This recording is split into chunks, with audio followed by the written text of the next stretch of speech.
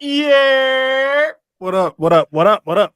Bro, we're late, but when we not. Rated M gang in the building, man. We're here for episode number 60 of the Rated M podcast, man. This nigga Cam got up to get a bottle of water, man. But uh Cam, Chris, Lewis, how y'all doing, bro? Doing Doing good. great, bro. Good. Man, it's been a great week of wrestling to start off 2025, I will say. A lot of major title changes, a lot of major feuds being continued, a lot of elevation already. It's been really good to see so far. Definitely agree. Episode 60 today. What I want to do for our every 10 episodes is a different top 10 list. So today, as y'all reading the title, is the top 10, our individual best top 10 WWE World Champions. Reason why I made this list, or I made this idea, was because Wrestle Talk did this video and they disrespected my guy John Cena.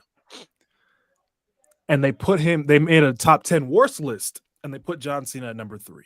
Wow. So First, what? worst WWE World Champions. He put John Cena at number 3. That's insane. Yeah. So not gonna let that happen. We're gonna do John Cena justice on here. Spoiler alert, he's on all of our lists. But yeah, before we dive into again our individual segments, let's talk about Raw and Netflix, bro. What y'all boys think? I already know. Well, I don't mean to interrupt anybody, even though I do that a little too much. Thank God Liv's reign of terror is over. It is over. It is done with. Cam, you were right. Raquel is the worst bodyguard on the fucking planet. I told you. It was 3 people. It was 3 people in consideration for the worst bodyguard on the planet. Marina Shafir, Camille, and Raquel. And Camille ain't bodyguard no more. And Marina Shafir be handling, I don't know what the fuck she do, but she be handling her business. So it's Raquel by default. Worst bodyguard in wrestling today. God, boy, she is terrible. Don't do a goddamn thing. I will say though, I think we can agree that this was definitely their best match of the trilogy by far. Better than their SummerSlam, better than what the fuck happened at Bad Blood. That shit was so bad. But we are back with Rhea Ripley.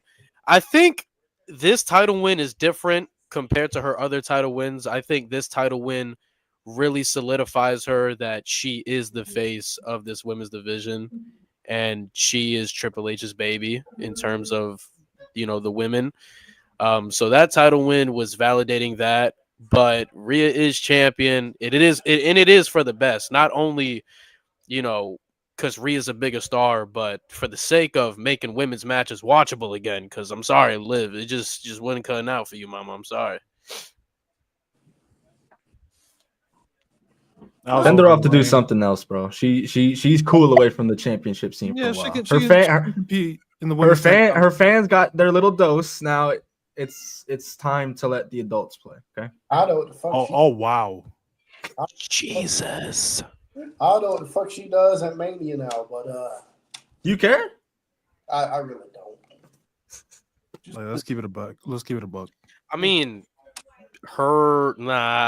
I can see her and Raquel challenge for the tag titles, but then again, I don't know if Bianca and Naomi are gonna hold them bitches on for that long, considering Jade is on the comeback now. That could be something you add into your news segment. Talk about her, that Carrie picture she posted, because she was referencing Carrie, the movie, by the way, the horror movie, if y'all didn't know. Cam, it's gonna be all right, bro. It's gonna be all right, yo.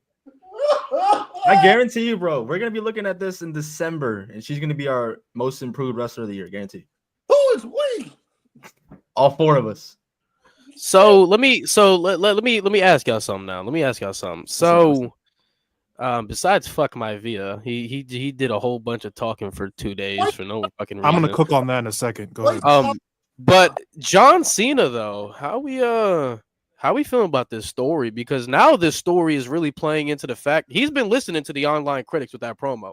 Because a lot of us, me me specifically, I'll hold myself accountable.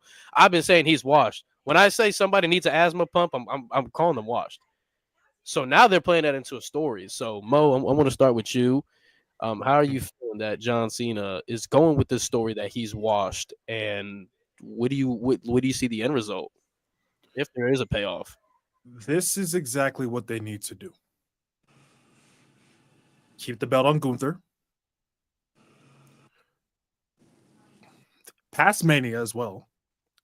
Let John Cena win the Royal Rumble, because honestly, I don't see anyone else making any kind of sense. Right? If you give it to Punk, it kind of throws things off.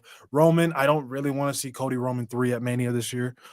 I think you have to stop the Kevin Owens, Randy Orton story.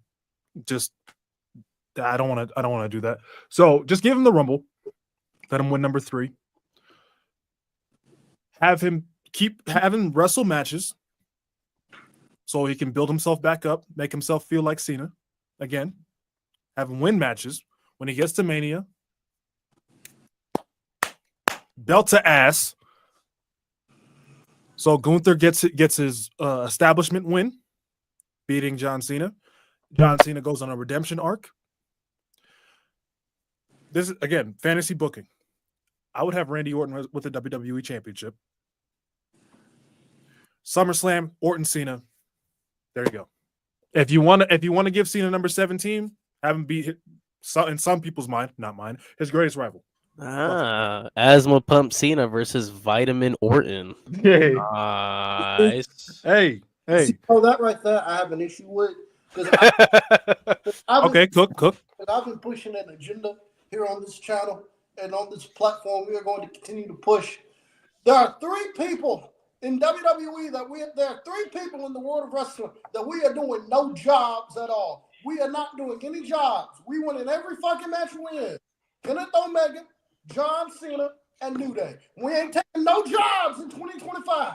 We are burying everybody. We're winning every match we in, and we ain't doing no jobs. And add Obafemi too. We ain't doing no jobs either. Those 4 men right there, we ain't doing no jobs. So I have an issue with that right there because it fucks with my agenda. We ain't doing no jobs. No jobs. We are going full Hogan mode. That's what we doing. They gonna pull that don't work for me, brother. That don't work for me, Jack. That's my one issue. I got narratives to push, and we ain't doing no jobs in 2025. Everybody else, y'all can lose. Y'all suck. But them 4 right there, we ain't doing no jobs at all. We ain't doing no jobs. I'm kind of in the mindset with Mo low key, and I've been on record saying that I don't think Cena's gonna win gold, let alone touch it at all in 2025. But I can see something play out as far as like they keep teasing that he's maybe he wins the Rumble, maybe he wins the Chamber, God willing he wins Money in the Bank. They tease that he's gonna win gold, but he fails at the last second. He wins. He gets to the match, and he can't do it no more. He doesn't have it anymore. I think that's the story they tell. I can see that. Oh, buddy. One thing I really love about Cena though is he don't feed the media shit at all. He don't give them no bullshit. They ask him a question, he just tells them, I don't know.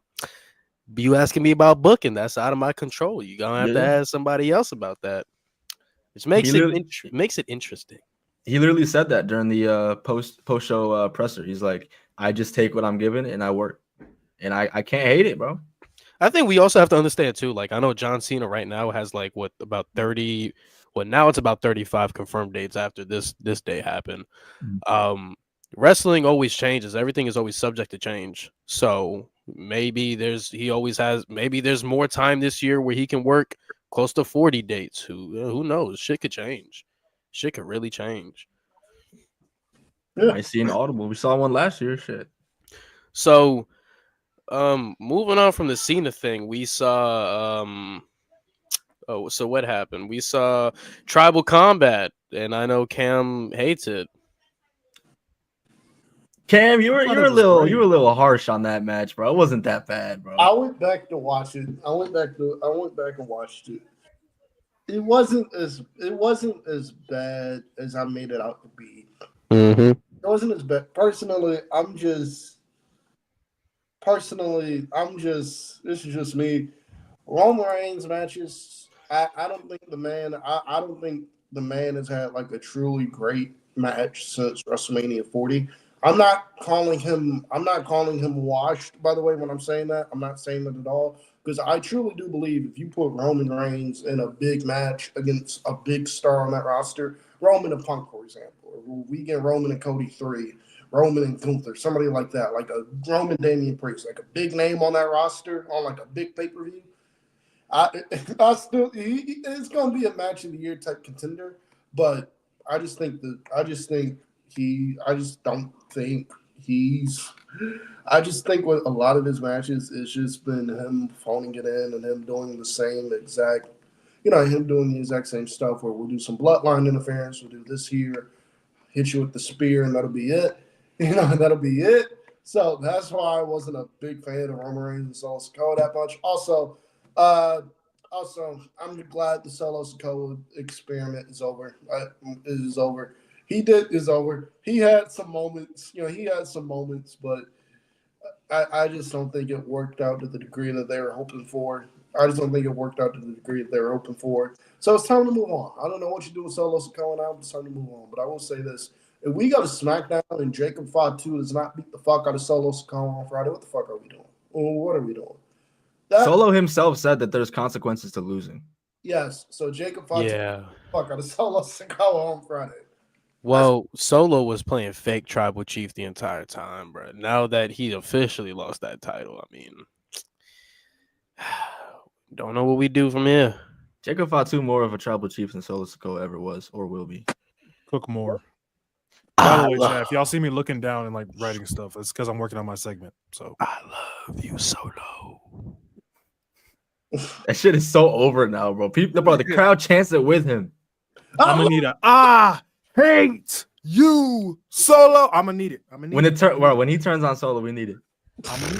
I'll go Adam Morrison, bro. He out hoop killing. I gotta hear that fucking name again. He out Adam Morrison. They said Wablo looked like Wolverine. Yeah, he a Lakers fan, bro. I kid you not. When he popped in StreamYard, bro, I swear to God, I thought that Lakers fan. Repping the team that whipped his ass in the playoffs back to back. He got that Aaron Gordon. I live out here. He got the Aaron Gordon jersey somewhere. I actually want one. I was partying with bro when they won the championship. So after he came outside. So after we had tribal combat, we got some news. And honestly, for me, it's more of a see it to believe it kind of guy. And Cam, you'll probably touch more upon it on your segment. But we got a promo package with Logan Paul, and Logan Paul did say that he is now full-time, which honestly nowadays I still don't believe people when they say shit. It really is a see it to believe it kind of thing. But Cam will talk more about that. But we did get that. I think I can speak for everybody. I mean, the potential for Logan Paul and his ceiling, if he is full-time, it is ridiculously high. But the problem is commitment, and why I say it's a see it to believe it kind of thing is, I mean, the dude still wanting to do boxing outside. The dude still has prime to run. He still has all these other obligations that haven't left. So I don't believe him being full time. I believe him being on a consistent schedule, showing up for big events and the big weekly shows, but I don't see him being a full-time guy like Chad Gable or some shit. I think it would be a mistake. I'm sorry to cut you off, Lou. I don't know if you were finished. Go ahead.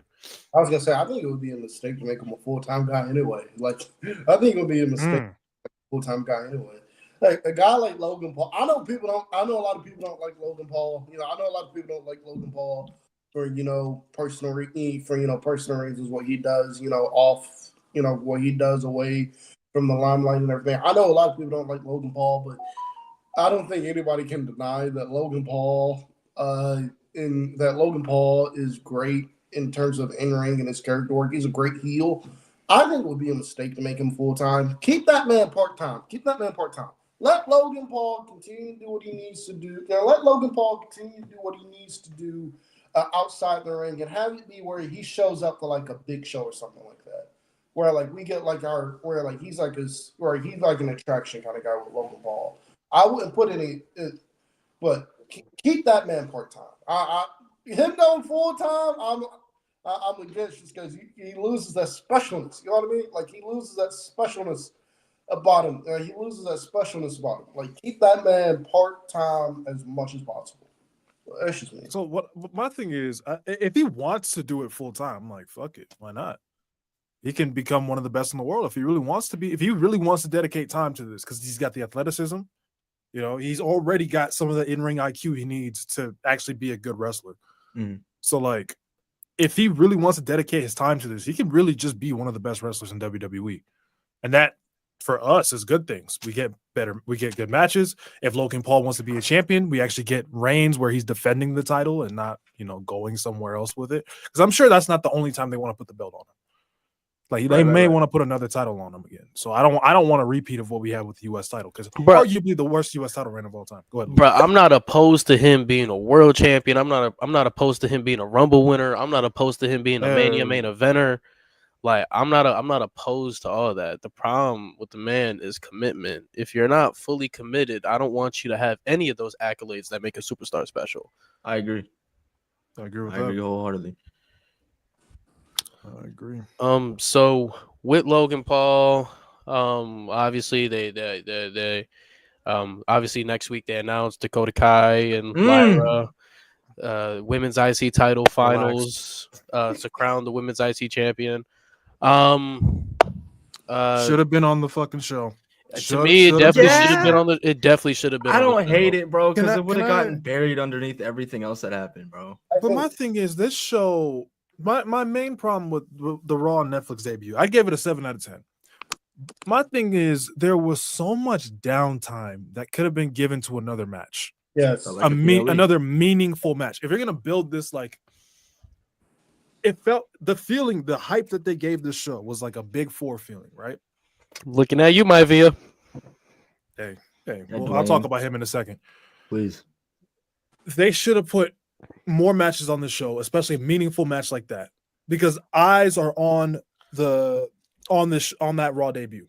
Yes, there was a lot of people watching that probably will not watch next week. Apparently, imagine you put the limelight on Lyra. 4.6 million. 4.6, yeah. Holy so imagine shit. you put the eyes on Lyra and Dakota like that. That could have you make. That's how you make new stars, in my opinion. But I'm not saying the show was bad. I just feel like it was missing the matches. That's just me. I agree. It's just too much meaningful. It's just so much yapping. I checked my phone. About 20 minutes of yapping, and people were so worried about Triple H doing it. Cam, he did it for what? 2 minutes? 2 minutes. I was joking when I said Triple H. I don't know why it bothers. I know Cam's playing, but I don't know why it bothers some people so much when Triple H comes out. Can we? I want to get into nitty gritty of this bullshit because Mo, we could tag team or whatever. Listen, you know what's bad about my Via's stupid, ugly ass taking up the first 20 fucking minutes? Do you know what's bad? The fact that he completely shot down and ruined the 2 potential matches that he fucking had that was stalling so much shit. You mean to tell me you're acknowledging Roman Reigns, you put in the Ula Fala on, you don't mind Via South him, and you mean to tell me after all that shit you did to fucking Cody Rhodes at the beginning of the year that feud is dead? And then you have the nerve to go on NXT. Oh, don't worry, bro. The last henchman is always 20 steps ahead. No, bitch, you shot down your 2 money matches. The last henchman. Oh my! You shot down your 2 money matches in one night. The fact that you acknowledge him, I don't ever want to see you in the ring with him again. I don't want to see no match. I don't want to see no build up. I don't want to see no fantasy booking. I don't want to see none of that shit. I'm in agreement with Lewis on this. And Chris knows because I've ranted on The Rock on SmackDown plenty of times. At this point with Rock, I'm so tired of, oh yeah, I'm gonna come back, I'm gonna do a match in the third just for it. I'm tired of this shit. Bruh. Look, Rock, I understand that you have movies and shit to film. I understand that. But bruh, if you tell people I'm coming back for WrestleMania, commit to it. John Cena told WWE, I'm coming back this year. He said 2025 is my last year, and then I'm done. John Cena was like, look, man, whatever movies and shit, because Cena's a movie star too. He's not on the level of The Rock. Cena's a movie star too. He's in shit. Cena's telling all the fucking Hollywood studios and shit, Nah, bro, I'm not gonna be. Nah, bro. I can't do it. Nah, bro, I can't do that one. I can't do that one, bro. I got prior commitments. I can't do that one. 2025, I'm not gonna film anything. In 2025, I'm not gonna be in a lot of stuff. I gotta come back. I'm gonna come back to WWE because I told WWE I was gonna come back. I'm gonna come back for him, and then I'm done. Rock can't do that. The Rock can't do that. Rock, my guy. Rock, look, how many fucking movies do you need, my guy? If you knew that last year that you wanted to come back and work WrestleMania in Las Vegas, you couldn't tell the fucking movie studio, nah, bro. Like either delay the project or just take me out of it, bro. I'm not gonna do it. I gotta go back. I'm not gonna do it. That's gonna cut into Mania time. I told WWE I told WWE I'd come back for the Cody match or the Roman match. It's a lot of money on the line. It's a lot of money on the line for this. Fans have been asking for this for a long time. I'm not gonna do anything. We can do it when the movie, when Mania is over. When Mania is over, I'll come back. But till then, I'm not gonna do that. Right. Like Rock can't do that. Like Rock, like you can't do that, my God. Bro, this shit is stupid. The shit that makes me mad even more is the 2 money matches that you probably still have left in the company. You shot them down in a span of an hour. You literally open the show. You thank Cody Rhodes in front of the entire world. You dapped him up. You drunk tequila with the motherfucker backstage. And then, like, 30 fucking minutes later, you acknowledge Roman. You put the Ula Fala on him. You hug him. And instead of Maivia Southing him to really to really further the story going into WrestleMania, you stand in the corner like a little bitch. Yeah, at that point, we don't want them shits no more. We don't want the 2 matches. A lot of people already didn't want either of them. Now don't have them. You ruined it. Yes. To me, when he came out and he was high-fiving fans, I was already like, red flag. And then he gets in the ring and he's casually just nice to Cody Rhodes. Like, why? You couldn't call him a bitch or anything? Like, bro, even if you weren't doing the matches this year, just call him a bitch or something. Still dressed as the final boss, by the way. You just shat all over everything that you did, 7 months ago? Not even a full year ago? You just shat all over everything. It's just, for me, this has to be some sort of a ruse. If it's not some sort of a ruse where he's just, trying to play nice and trying to get everybody's guard down to then, turn it around. If it's not that, Rock, just don't come back. I agree. Just call it quits. I'm tired. We're done. I'm tired. You had 2 major money matches. You could have those are the last 2. I'm looking at this roster. I don't want to see you tussle with nobody. I'm not willing to risk my young talent going making. No, I'm not. No, you wasted your 2 money matches that you had left. 2 generational matches you had left. And I'm seeing Matt Thunder saying that wasn't Final Boss Maivia. That was Corporate Maivia. He incorporated Corporate Maivia with Final Boss Maivia. How do you think WrestleMania happened? Yep. Like, I'm tired of that shit. You ruined the fucking build. You ruined what you did with Cody. Like, what the fuck was Raw after Mania? What the fuck was that? Telling him our story has just begun? Really? Just begun. And he said he's coming back for Cody's championship. And now what was the point of Bad Blood? Literally. I forgot. What was the point of Bad Blood? Get him on screen. To get him on screen for what? And then on top Why? What did that accomplish? And then on top of that, the thing that pisses me off most about Rock is, how many fucking WrestleMania plans I'm sure WWE probably had locked down months in advance. Like, we're gonna do this, we're gonna do this, we're gonna do this, we're gonna do this, we're gonna do this. Rock probably tell him, yeah, man, I'm coming back, I'm coming back. Okay, so we're gonna do this, we're gonna do this. I was like, okay, we're gonna do Rock and Roman, we're gonna do Punk and Seth, we're gonna do this and this, we're gonna do this and this, we're gonna do this and this is gonna be perfect. All of a sudden, Rock goes, nah, I ain't coming back this year. Shit is dumb, bro. This shit is dumb. How many returns can you do to cut a promo once in a while? Can you actually fucking do? Like, that's what I'm tired of. I'm tired of these seeing Stone Cold. I'm tired of these old decrepit fucking legends coming back doing a one-off promo and then doing nothing. I only want to see you on my TV screen if you are bringing something to the product currently. Thank you what you did in fucking 1997 and fucking 2000. Thank you for what the fuck you did in 80 fucking 3. I don't give a fuck. I only want to see you on my television screen. Obviously, if they're paying tribute to you, I don't mind that. But mainly, I only want to see you on my TV screen if you are furthering the product. In my view, you ain't furthering the product. You just took some shit 30 steps back. You spit in the face of fans and what the fuck we watched. Like, what was that shit with Roman, you teaming up with Roman? We already knew you acknowledged the fucking dude, but we was in story like, oh, maybe he's just playing possum. Now you put the Ulufala. Now we know you wasn't playing possum. You actually fucking did. You had people in story going, well, you know what? Maybe Solo being the tribal chief is on the Rock's orders because Roman lost the fucking title. So all that is dead. All that is dead. Maybe it's the Rock pulling the string. No, bro, we were doing fantasy bookings like shit. I don't know. Maybe they do my via Cody and then Roman and my via next year, or shit. Maybe they do the triple threat this year. We had so many, and at this point, I'm not gonna say I don't think there's anybody that wouldn't want to see it because there's always them fucking casuals that's like, oh, my via wrestling, oh shit, no, I don't. As a diehard who talks about this shit like damn near 8 hours every week. I have no desire of seeing this man wrestle neither Roman or Cody. I heard the plans. Cam, you could talk about it more. Write this down if you still don't have a lot more things. I heard the plans of CM Punk and Roman. Do it. I'm sorry to ear rape y'all. Do that. Please. That's more interesting right now. Do it. The favor that Punk is talking about, turn that into an angle more. Please do it. Tell Mavia bitch ass, sorry, Roman's occupied. Whatever you have planned, over with. Tell him, do Punk and Roman, please. Cody Rhodes, do KO and Randy, do the triple threat at Mania. Please do that. Or do Cena. I don't care.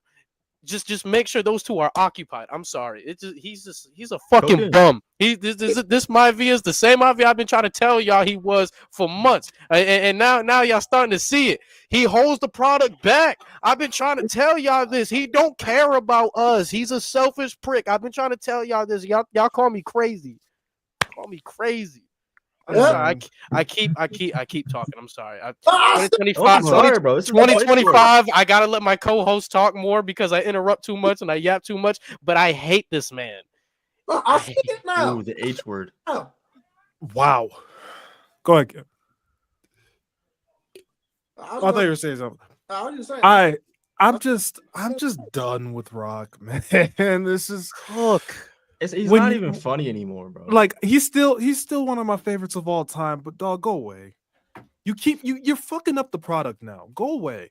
Last year, what you did was asinine, and I'm sick and tired of people trying to defend that shit. Be like, oh, but in the long run, shut up. Shut the fuck up.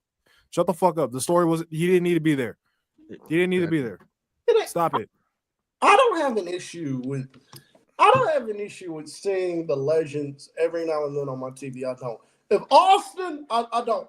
If we get a Monday night, I'd rather see Austin every week. Where they hyping and promoting Stone Cold Steve Austin, and Austin comes out, does his usual, and Austin comes out, do his usual, Austin comes out, does his usual shit. Give me a hell yeah. Then the heel comes out, then the heel comes out. They go back and forth. Then Austin drops him with a stunner.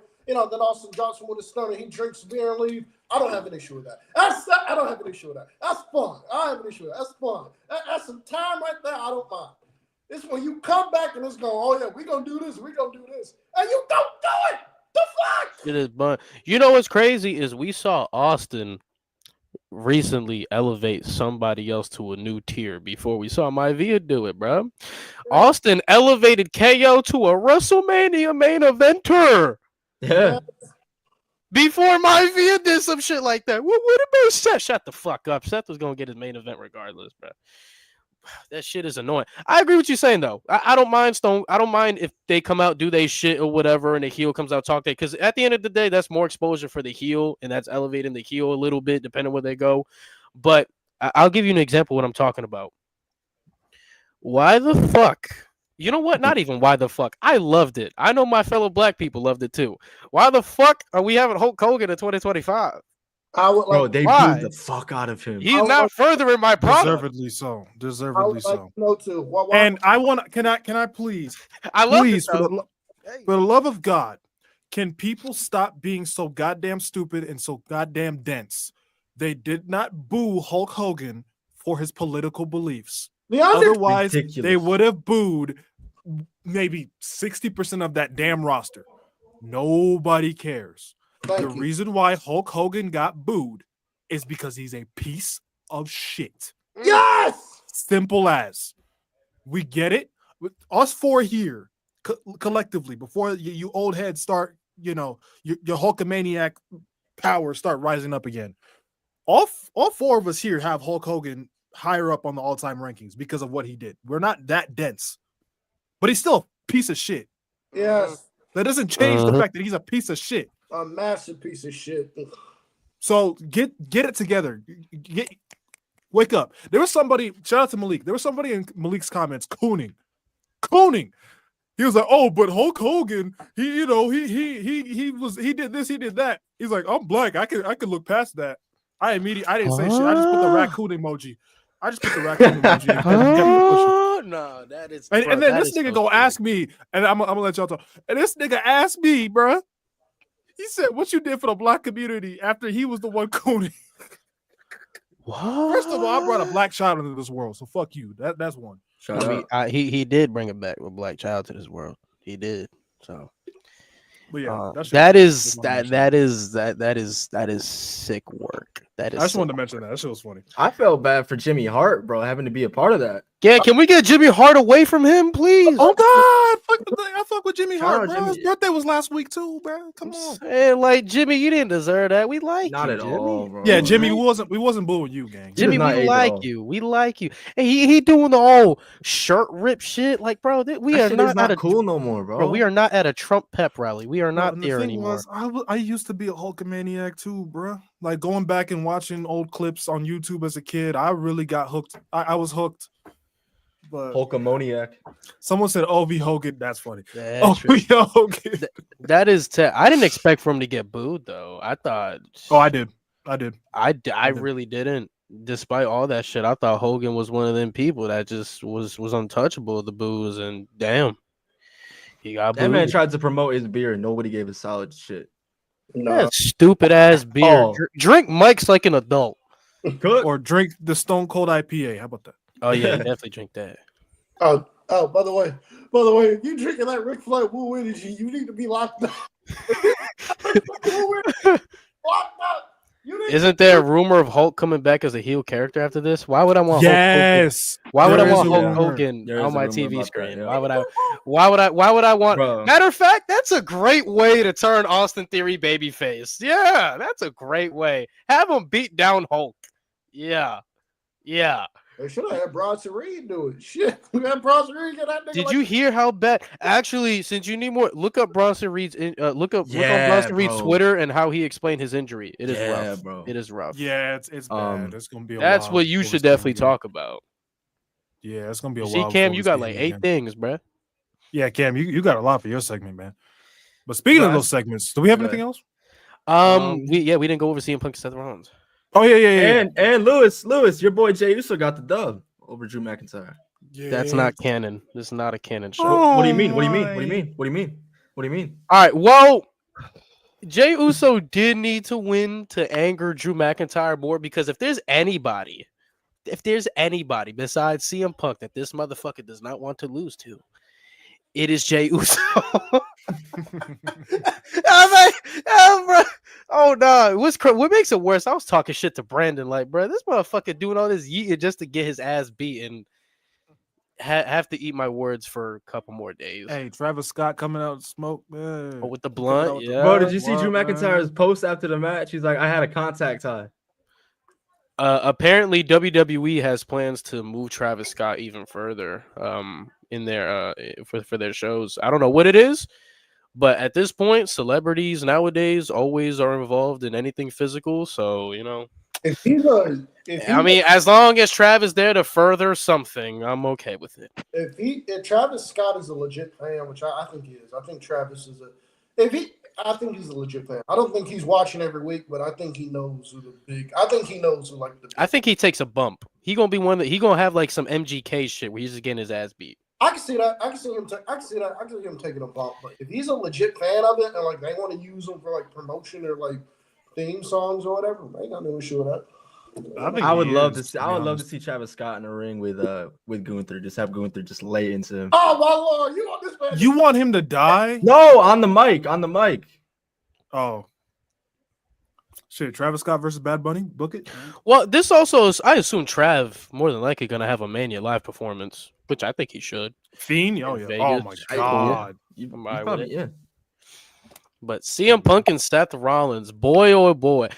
I've seen some criticisms on this match. Me personally. We had differing opinions. We all did. I personally, I enjoyed the match. I like what it told.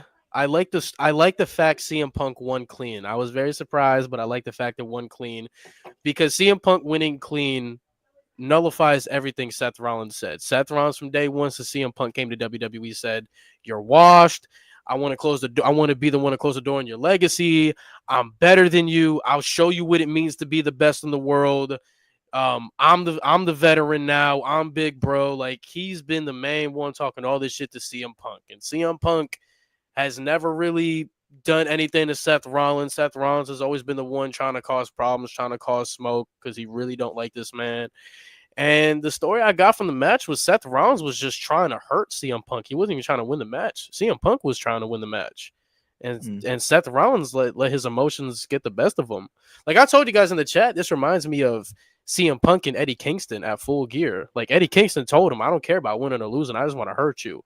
Like everybody's afraid to stand up to you this way, but I'm not. It's the same way Seth Rollins was. Like I want to hurt you, and everybody in the back is probably happy you're here, but I'm not.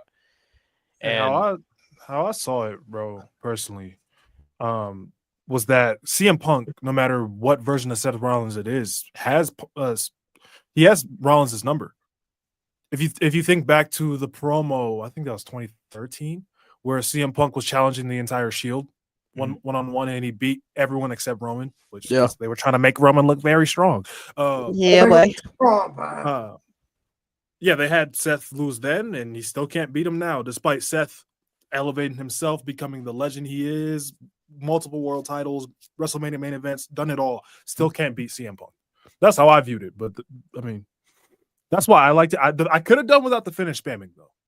I agree. That was my main. A little bit much. That was my main takeaway. And I know they went back to that same finish that they did with Punk and Mox and AEW. I honestly, I didn't like that shit, bro. It looks too choreographed, if you want to call it that. It just, I don't know. I wasn't fucking with it. You had CM Punk take a pedigree on a table that didn't break. Going back into the ring, another pedigree, and he kicks out. It's like, what the fuck are we doing, bro? I know it's Netflix, but I'm not asking for a PLE 5-star classic. I don't think we're getting that from CM Punk, but I don't know. The match was okay. I watched it back, but I enjoyed it. I think these men are clearly saving themselves for a major PLE. So why go all out if we're gonna have more matches? I think that's their logic behind it. But no, I like this. I thought it was good. I thought it was easy to listen on the entire show.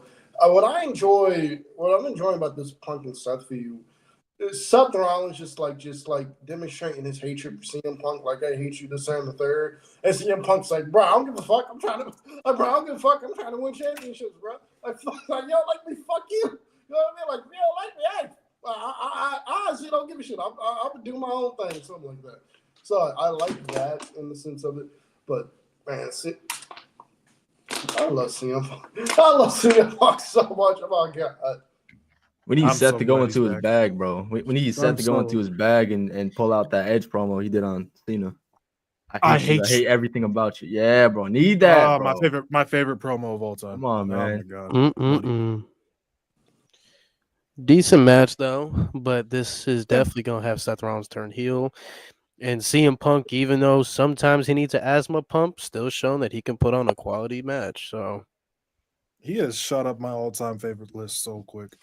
Here goes Cam. He's better than Randall. He better than Randall. I'm not gonna do that today. No, I'm not gonna do that. Cam, you don't even have Randy below Punk all time, gang. All time, hell no. But as a all time, right, cool. As a talent, all right, I hear you. Talent, I think CM Punk is better than Randy Orton all time. Hell. I will say though, the only thing Punk right has with always that. shown he can do good stories. I think the only thing he's missing is a decent world title reign. That's it. You think he gets it? That's a hot take. That's a hot take. That's a hot take. I think he needs a decent world title run. I'm not gonna lie. Hey, Decent world title run, a Rumble win, and a Mania main event. They could happen, but who knows? That man should get his Mania main event this time around. 10? That would move him to the bottom of the 10. Yeah. Oh, okay. I have him around like 15 to 20-ish. Yeah, he's in probably my 15. He's in that range. I can see that, but also with Punk, I can see that. But with Punk, if we're talking like Impact, if we're taking like Impact and do a change, like I honestly don't think if CM Punk doesn't get over the way that he does get over as like an ROH, from like being like an ROH guy and like coming in like an guy, I honestly don't think if CM Punk doesn't get over. What's that? I was looking at Chris's camera and I was like, oh, let me see if he notices, because he wasn't looking at the camera. I honestly don't. He said he hates the sound. I do, bro. That's just like my number one pet peeve, bro. I honestly don't think CM Punk doesn't get over like the way that he gets over. I don't know if we see Seth Rollins or Kevin Owens have much success in WWE as they're having. Like, I really don't. I don't know, I agree. like the ROH guys that came into WWE after Punk, I don't know if they have some success. You missed. I don't know if they have as much success as CM Punk does. Cap. That's the real Killian Hayes right there. I'm gonna be nice today. Why'd you have to say his name, bro? Bro, we already heard his name tonight. I don't want to hear that, bro. Well, it doesn't change the fact that Omos is still a tag champion, baby. Yeah, it's a great year. It is a great year. Honestly, if the year ended today, oh shit, bro, it's a great year. Best year in wrestling history at that point. Best year of my life. Shut up. Forget 2000. Shit. Best year of my life. Mo, shut the stream down. Shut it What down. I do down. now? Shut it down. I think we are. Is that everything? I have one more nugget from Netflix if you guys want to get into it. Go ahead. We don't have to go too deep into it, but Go ahead. it was reported that Becky Lynch was actually supposed to come out and confront Rhea Ripley after her match with Liv Morgan, but it ended up turning out to be The Undertaker, who came out as the American Badass, did his little circle around the ring and threw up the arm with Rhea Ripley. It's the GOAT, bro. It's the GOAT. I will trade Becky Lynch to see Undertaker anytime. I squealed when the GOAT came out. I was like, the GOAT is here. Bro, I will never forget the first time I tuned into WWE, bro. I see the Druids and I'm just like, what the hell is this? This nigga comes, I'm like, yeah, I'm hooked. What the I hell wish is I this? heard the gong in person one time in my life. I did. Me too, bro. It was beautiful. I was like, holy shit. I wish I never had the chance, dude. One time. Love it. Saw Christian though. Saw HBK in his gear. I saw Johnny Gargano. Dexter Loomis took the pin, but saw Johnny Gargano. I think Axe though has the video of me jumping in my fucking aisle when I saw Gargano come out. Shit. Are we jumping into our segments? Let's do it. I think so. What's going first again, Chris? Yeah, I got it. I think same order, right? Chris, me, you, and then Mo. Yeah. All right, perfect. I'm gonna go get me some cereal. All right. What? You fat fuck? What kind of cereal? Hold on. This better not be some fucking. You better not be eating. He said, "What kind of shit?" He's so fat, Chad. You oh my god, bro! Wow. All right, man. Wait, hold on, Kale. What? Kale. What kind of cereal? Can I not make me a bowl of frosted flakes? Okay. No. All right, He's good. All right, cool. That's good. He's good. That is valid. All right, chat. It's just me, Oos. That was just for you, Lewis. For your little smacking earlier. We're getting into week number 2 of these segments here, rolling right along. We had a decent week of pro wrestling, bro. Spoiler alert: none of these matches I have listed here are from Netflix. The Netflix debut. Starting with, these are in no particular order. We're gonna start with NXT January 7th. We had Julia versus Roxanne Perez. NXT New Year's Evil. They clashed for the NXT Women's title. They went about 11 minutes. For 11 minutes, there were times when it felt a little rushed, but the technical prowess that they had in this match, fucking fantastic. There was a spot later in the match where Roxanne Perez had Julia in an armbar, and she was wrenching her arm. I legitimately thought she was gonna break her arm, but Julia kicked out of a Pop Rocks too. So shout out Julia. I think this was better than their PLE match a couple months ago. But no, we have a new NXT Women's Champion, Julia. Next we have January 3rd, Naomi versus Nia Jax for the Women's Championship. This match actually went 20 minutes. I don't know who's asking for a 20-minute Nia Jax match, but we got it, and it was good. It was good, bro. I can't hate on it, bro. It was solid, bro. Something about her, Nia Jax and Bayley in the ring, Nia Jax and Naomi in the same ring. They always seem to cook. Now, whether if you want to pin it on one or the other rather than both, that's up to you. This time around, I'm gonna give both women their credit. I thought they killed it. 20 minutes, like I said. There was a spot in the match where they were on the top rope. It looked like Nia Jax was maybe going for a power bomb, and Naomi somehow reversed it into some sort of like flip. I urge you to go back and watch it, because the crowd was super into this match. For a Nia Jax match, she redeemed herself after the whole Survivor Series escapade. And then of course after the match, Nia retained with the help of Tiffany Stratton, but only for a couple seconds. Tiffany Stratton would go on to cash in on one of the I would say biggest cash in reactions I've ever heard. When her music hit, the place fucking blew up. And for whatever reason, she when she first went to like cash in, she knocked the ref out. I don't know. Maybe that was a ploy to like get in Nia's head or something. I don't know. But we have a new WWE Women's Champion. Shout out Tiffany Stratton. Next, from that same show, January 3rd, SmackDown, we had DIY versus Motor City Machine Guns for the SmackDown Tag Team Championships. This went 10 minutes. I could have watched this for another 20. I kid you not. The chemistry that these four guys have, it's second to none, obviously, because they're all four close friends. And to me, this was Motor City's breakout match for WWE. They were brought in. They really didn't get presented, like they didn't really get vignettes upon arrival like that. But they're winning people over with the in-ring grabs, and it's working. So they went 10 minutes. The match did go to a no contest because I believe Pretty Deadly and I think Legado got involved. But shout out the men there. Go back and watch that. Match went 10. I could have watched another 20. And then finally, if you've been watching the watch along, you know what I'm about to say. I'm pushing narratives this year, chat. And that narrative is that Buddy Matthews is top 10 in ring. We had last night's Dynamite. This would have been January 8th. Ospreay versus Buddy Matthews. They went about 13 minutes. For the Ospreay haters out there, Lewis, I'm looking right at you. We need to cool it. Mo, get out of here. Get out of here. We need to cool it on the Ospreay slander just a little bit. I understand with the no selling, all right, but I think people look out for it too much, in my personal opinion.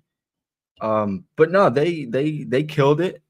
Buddy Matthews every week, every time he's on TV in a match like this, showing why he should be on his own. I mean, he's been glued to Malachi Black's hip ever since he debuted in AEW. Shout out to Buddy Matthews. I was there when he debuted. No, the match went about 13 minutes. Will Ospreay did get the dub. Very, very, very physical match. Very physical match. Will Ospreay, after the match, proceeded to put over Buddy Matthews, basically saying that him and Brody King don't need Malachi Black. And I agree, they really don't. They really don't. And if the rumors are true, I'm gonna let Cam get into it when it's his turn for this segment. If the rumors are true, then for people like me who are super high on Buddy Matthews and Brody King, for that matter, I think we're in for a pretty solid 2025 and beyond. So, Chad, that's all I got for you this week for my matches of the week. I'm gonna hand it off to the homie Lewis. He gonna talk to y'all, and I'll see y'all in a bit. Yeah, thank you, Khris. I just want to say, fuck Jey Uso. You thought you was slick with that. Yeah. Anyways, though, fuck Ospreay. But I want to get into, obviously, y'all know why we here. The wrestlers to watch out for. I am your guy. Honestly, I know last week I said 3 to 5, but there was just so many superstars. Tristan, you're a virgin. What's up, Lee?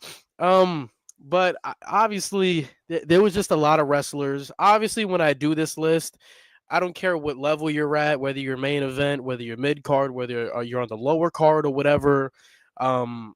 Every week, if you stand out to me, we gotta watch you closely. So, first up on the list is Ethan Page. Ethan Page didn't do anything too crazy this week. Obviously, we saw he took out Javon, broke his jaw. They said in kayfabe, broke it in half. It's wired shut. Broke Cedric Alexander's fingers and apparently his wrist as well. Yes, Serge on the Rated M Discord. But Ethan Page has been on a hot streak. But the reason why I'm saying look out for Ethan Page, not everybody gets a segment with my Via. I know I hate him, but I'm also realistic on who the man is. Ethan Page is a guy to look out for. You don't get the segment that he had if you're a nobody. This tells me that the company is really high on him. I don't know if he's going to do anything super, super significant. We'll see. We'll see what's going on. But right now, he's back to being the number one heel in NXT. He regained his steam, and Ethan Page has been nothing but money since being on NXT. So shout out Ethan Page. He's one to look out for. Number 2. The man just came back. He had a great match at Wrestle Dynasty. Come on, bro. Kenny Omega. I mean, obviously we know who Kenny is, but we got to welcome back the god of professional wrestling with open arms, bro. It's great that the wrestling universe has Kenny Omega back. We've been missing Kenny Omega. The world has missed Kenny Omega. Wrestling, pro wrestling, AEW has missed Kenny Omega.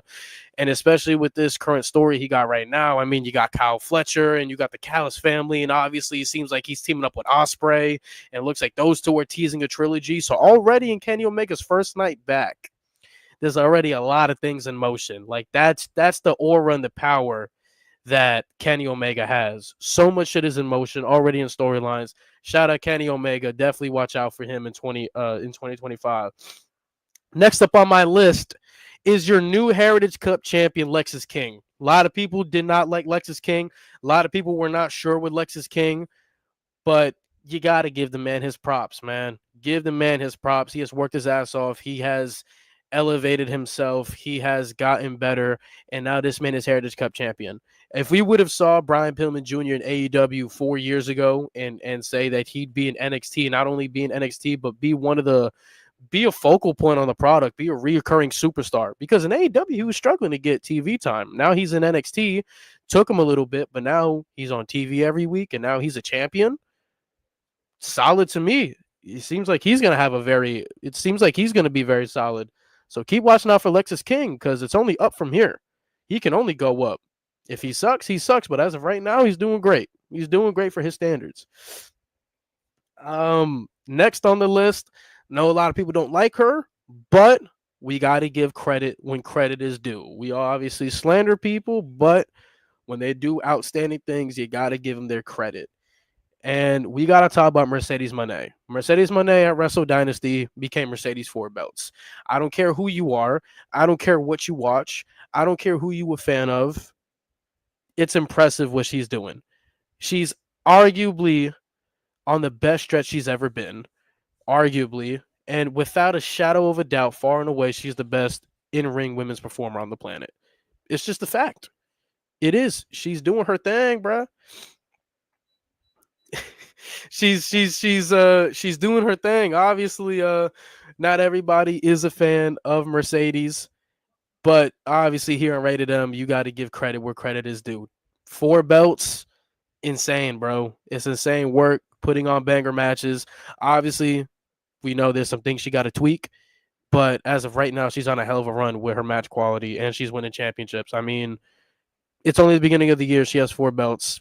She could possibly win more. Like, she's only moving up. So shout out to Mercedes Moné. Next on the list is CM Punk. I know it's crazy. You guys are going to tell me, oh, Lewis, why the fuck do we got to watch out for CM Punk? I truly believe in 2025, with the stories he's telling in this match he already had, it would not be crazy to say in the year 2025, CM Punk is the best wrestler on the planet. I don't think it's crazy to say that. I'm just being for real.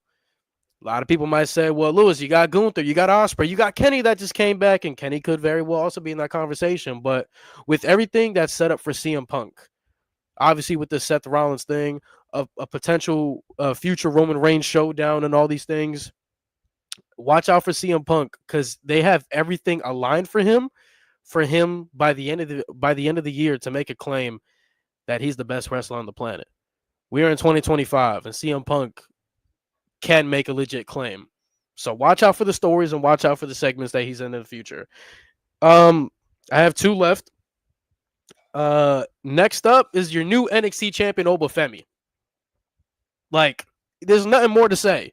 We done told you on Rated M that he's the guy that's destined to beat Trick. He is the guy that's destined to beat Trick. He is the guy that's destined to lead NXT. And now this man is NXT champion. Look out for him. Pay close attention, because right now, if this NXT title run is as anything close or the same level as his North American title run, there is no denying that Obafemi, by the end of 2025, can lay claim as a top 5 superstar in NXT history. He will be on the level of the Garganos, the Balors, the Ciampas, the Adam Coles, the Breakers, the Carmelo Hayeses. Like, I promise you. Like, he will be in those discussions. He will 100% be in those discussions. So if that NXT title run is as anything as it was that North American title run, watch out. Watch out for Obafemi this year. This is the champion you guys need to be looking after. Now we will see who the real Obafemi is. And then last, but certainly not least, I know I talked about Kenny at Wrestle Dynasty. I know I talked about Mercedes Moné at Wrestle Dynasty. Even though this guy lost that Wrestle Dynasty to Kenny Omega, Gabe Kidd is the fucking future. After seeing the match that he put on with Kenny Omega, the character work he's done the past year, the elevation he's done, winning the New Japan Strong title, and the physicality that he brings, no doubt in my mind, 2025, Gabe Kidd has to be IWGP World Champion. I know, don't get me wrong, I like Zack Sabre Jr. I think Shota Umino has a lot of potential, but compared to Shota Umino, Gabe Kidd is ready right now. He is ready right now. He literally has face of the company needle mover potential for New Japan Pro Wrestling. He's the exact guy they need. And Kenny Omega did a great job at showcasing who the fuck Gabe Kidd is. Because if you haven't been watching, we all know Gabe Kidd is like that. But for the people that only watch for Kenny's match and only watch for Kenny, I bet they know who Gabe Kidd is now. I bet they know. I bet that's engraved in their head. So Gabe Kidd, like New Japan, they got to look at him and they got to make some serious decisions with him. Because if I'm Hiroshi Tanahashi and I'm looking at Gabe Kidd and I'm like, yo, ZSJ has done a phenomenal job for us. He deserves a little bit more time. And I know Shota Umino has done a great job at developing, but they got to do something with Gabe Kidd. That man is a monster. That man needs love. That man needs everything that New Japan has to offer. They need to make him a star. He needs to be, by next year, he needs to main event the Tokyo Dome. That is who Gabe Kidd is. So, again, the names that I said you guys have to look out for this week. and you guys definitely have to look out for Ethan Page, Kenny Omega, Lexus King, Mercedes Moné, CM Punk, Obafemi, and Gabe Kidd. That is the end of my segment. I will let Cam and his Frosted Flakes go. In the meantime, Khris.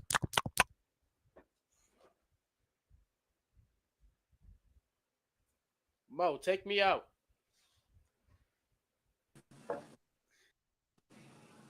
Okay. All right, so going into the news this week. Going on in wrestling. First up, before I get into the news, I just want to say, if anybody is listening to this in California, if you're in California or you're close to the LA area, please stay safe. Please stay safe. Please stay safe. Please stay safe. My thoughts and prayers are with you guys. And my thoughts and prayers are with you guys with these wildfires going on, with the fires going on down there. My thoughts and prayers are with you guys if you are listening to this in the California or the LA area. Now that that's out the way, let's get into some news here, folks. Malachi Black, big Malachi Black, he may very well be done with AEW. He may very well be done. According to report by Fightful Select, Malachi Black and AEW, Malachi Black might be finishing up with AEW in the very near future. On this week's episode of Dynamite, Will Ospreay defeated Buddy Matthews. And after the match, he cut a promo. Telling Buddy Matthews to step out the shadow of Malachi Black. And from the people that Fightful sources spoke to and everything, many people in the company believe Malachi Black he's either done with the company or he's finishing up, and he will not be appearing on TV again for the near future. Malachi Black is under contract until 2027, so I don't know if he's going to get an early release or what. I don't know if the two of them came to an agreement of an early release, or it's just going to be a case where Malachi Black is just going to sit at home until his contract expires. But yes, Malachi Black will no longer be. But yes, Malachi Black will no longer be with AEW. That is the plan anyway going now. So yeah, so there you go. Unfortunately, also according to reports, the two big WrestleMania matches that WWE have penciled in for WrestleMania is CM Punk and Roman Reigns, and it's John Cena and Cody Rhodes at the WWE Championship at WrestleMania. These are Punk and Roman, Cena and Cody. I think these are the two bigger matches I think you can do. My one question with the Cena Cody match would be, do they really want to put Cody Rhodes in a situation where he will get booed? Because that's what's going to happen. Cody Rhodes in there working John Cena for his last WrestleMania. He's going to get booed. He's going to get booed. So I don't know if they really want to do that or not with him. But yeah, he looks like he's going to get booed. Some other news from the New Japan side of things. Kenny Omega is back. Kenneth Omega Tyson Smith is back. He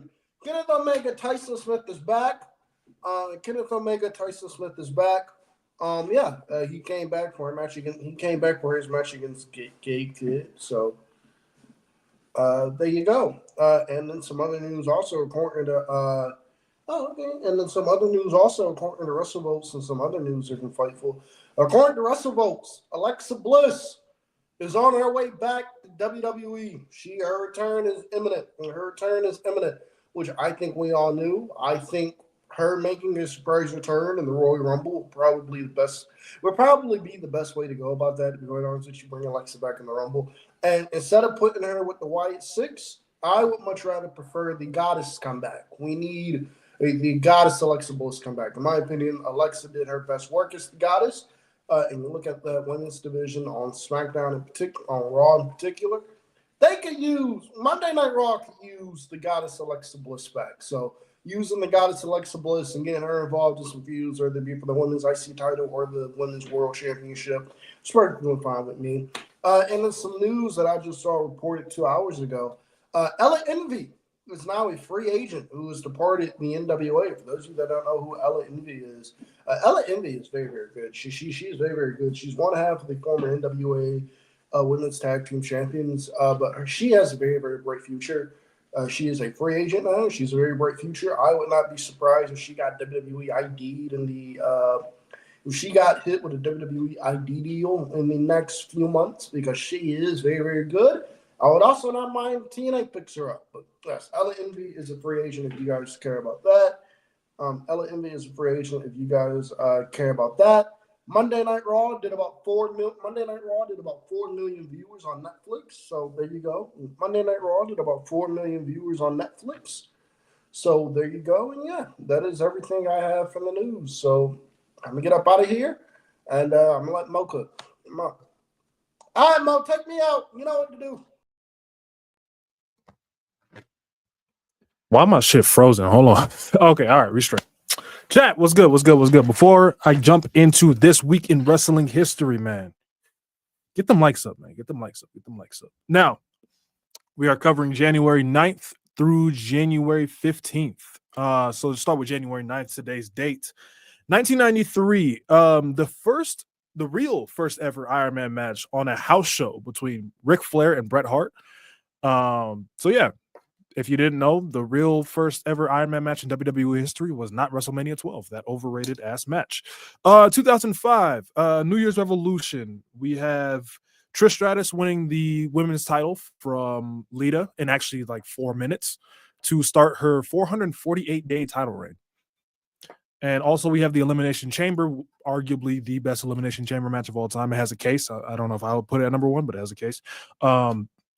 This is the one where Triple H has the chance to save Batista. He doesn't save Batista and lets him get eliminated in their chamber match to start their build to WrestleMania before Batista goes on to win the Royal Rumble, which I am going to cover on this channel very soon because I love that Royal Rumble very much. 2006, we had the live sex celebration on Monday Night Raw with Edge and Lita. So, yeah. Birthdays. We have Ruby Soho. She turns 35 years old today. And we also have, and congrats to her on the new baby. And today we also have Todd Gresham, former SmackDown commentator, turns 49 years old today. So happy birthday to those guys. January 10th, 2000. It's a very dry day. 2000. There's only one thing. Bret Hart's last match as a full-time wrestler. He faced Kevin Nash to a no contest. Excuse me. This was weeks after the Goldberg kick. So yes, that Goldberg match was not Bret's last match. So his dumbass kept wrestling after getting a concussion. Anyway, birthdays. We have Tamina Snuka, turns 47 years old. Happy birthday to her. Buff Bagwell, 55 years old. Happy birthday. And today, tomorrow would have been Brian Christopher, and aka Grandmaster Sexay's birthday. Born 1972. Unfortunately, passed away in 2018 at the age of 46. So rest in peace to him. January 11th, we have in 1991, we have Ric Flair beating Sting for the NWA World Title. And with that win, he went on to become the first ever WCW World Heavyweight Champion. And he would actually hold on to that belt until July when he left the company because of their dumbass management that wanted to make him Spartacus. If you didn't know that story, that's a whole nother thing. 1993, January 11th, the first ever episode of Monday Night Raw, which was main evented by The Undertaker and Damian Demento. You don't remember him. Don't even pretend like you do. But yeah, that is a very momentous thing especially for this week. We just had the Raw on Netflix debut. So they're about to celebrate, I believe that would be 32 years. Yeah, if my math is right, 32 years of being on television. 1999, I like this match, so I mentioned it. The Corporate Rumble where China won. You had Austin come out and fuck over Mr. McMahon. In 2021, you have Triple H's last actual match. He just faced off with Randy Orton. And yeah, that's that for January 11th. Birthdays, we have Abdullah the Butcher. If you've seen some of his matches, some of the most gruesome matches I've ever seen. So I'll just say that. January 12th, 2019, we have the first ever NXT UK takeover in Blackpool. This was the one I believe Gunther, aka Walter, debuted, if I'm not mistaken. Also had Finn Balor before he was cooked go over there and face Jordan Devlin. So that was cool. And also on this day in 2020, Tessa Blanchard wins the Impact World title, making her the first woman to win a world title in a major wrestling promotion. And as for birthdays, there really aren't any major birthdays on January 12th. Okay, January 13th, 1993, we have WCW Clash of the Champions 2022. This was JR's. This is notable for being Jim Ross's last show before he goes over to WWE and pretty much makes himself the greatest commentator of all time. So there's that. In 2000 on SmackDown, this was taped on this day. You had the segment where Mankind comes out and he's like, "Look, I can't do this. I can't fight Triple H myself." And he turns into Cactus Jack. I mean, my words can't do that segment justice. Beautiful, amazing segment. 2001 on this day, the last ever ECW sanctioned show. They had a house show. This was their last thing before they went ahead and filed for bankruptcy. I can't speak. I'm extremely tired, y'all. But yeah, that's that. 2014, last event for this day.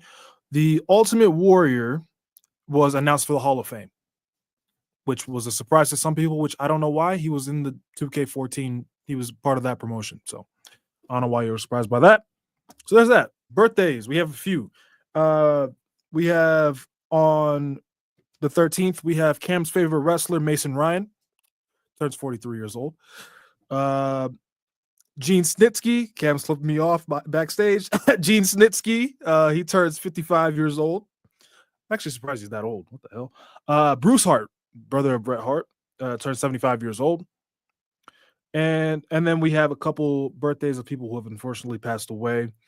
John Cronus, former ECW wrestler, one half of the Eliminators with Perry Saturn.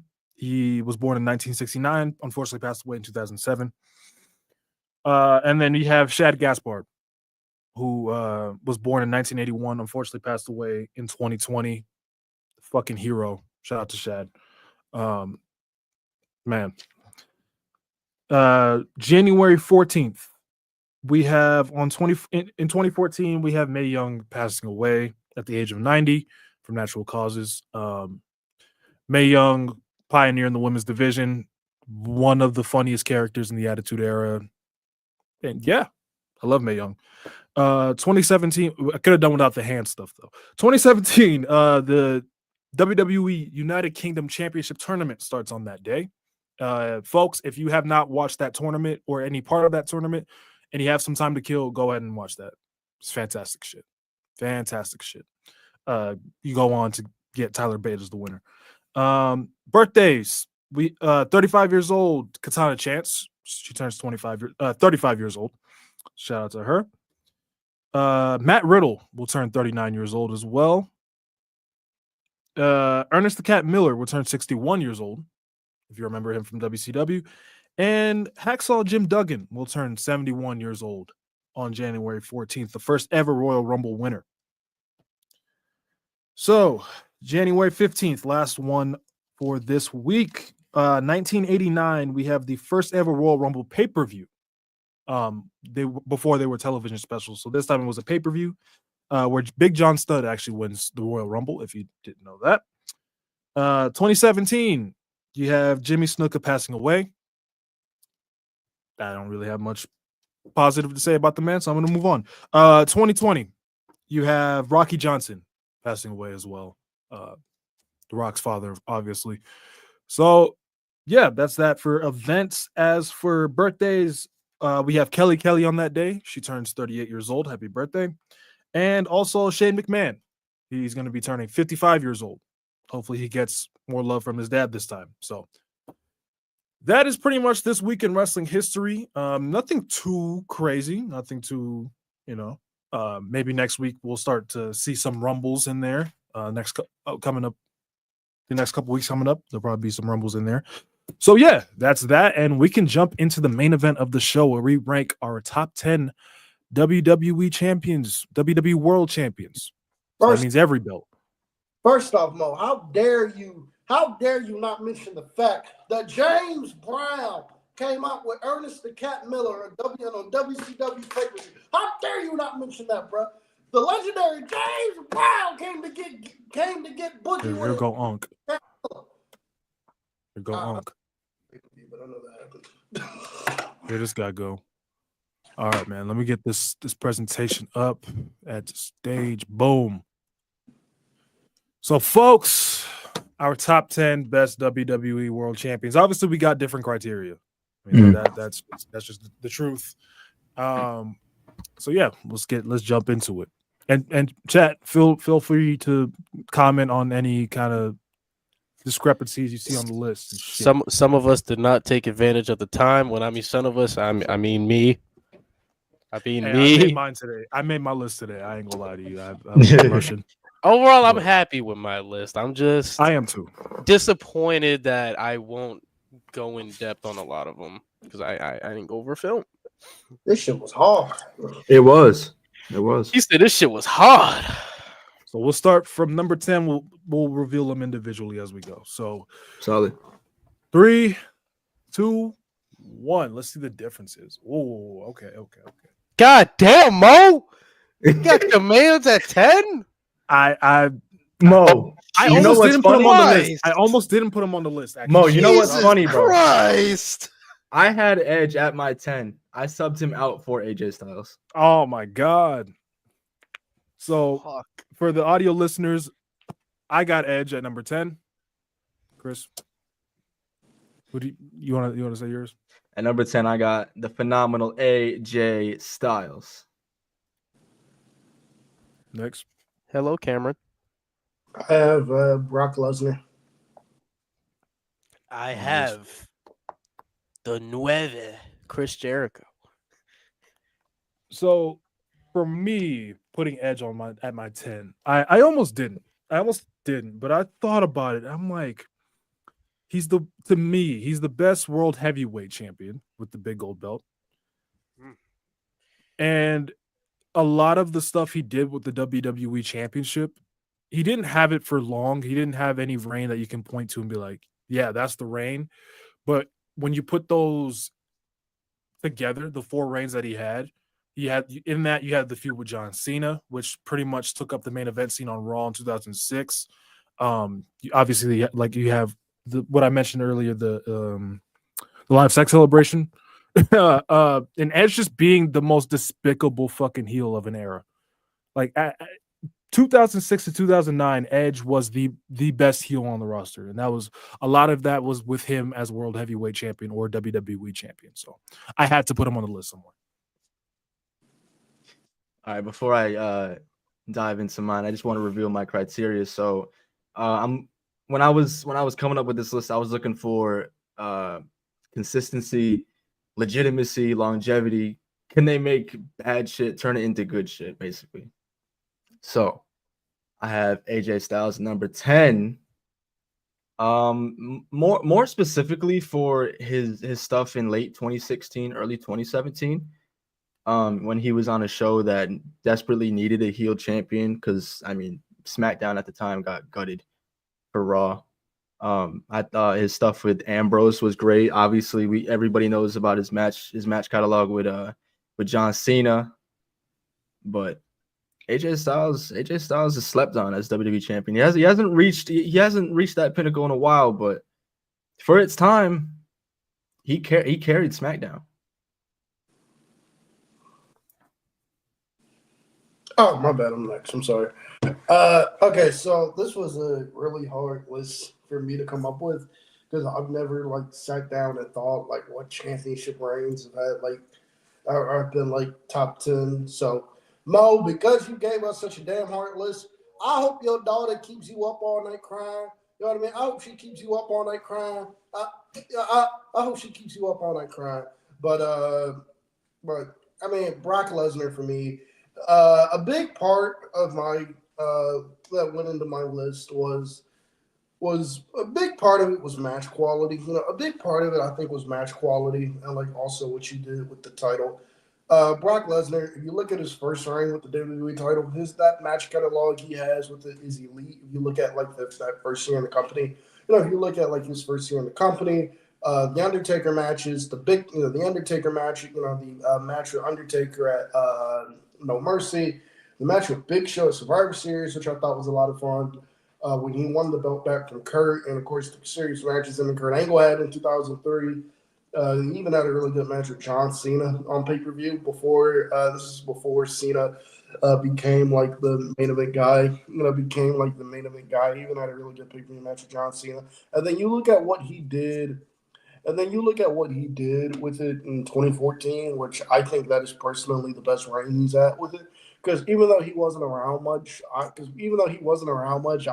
enjoyed that 2014 title reign. And then you look at what he did with the Universal title. The Universal title was kind of like a dog shit reign. I'm not gonna hold you, but like the match quality he had as champion, I thought was great. So yeah, Brock Lesnar is number 10 for me. This is a hard list, but Brock Lesnar, I got to put it at number 10. For me, at number 10 for the audio listeners, just to put things into perspective, I have Chris Jericho at number 10.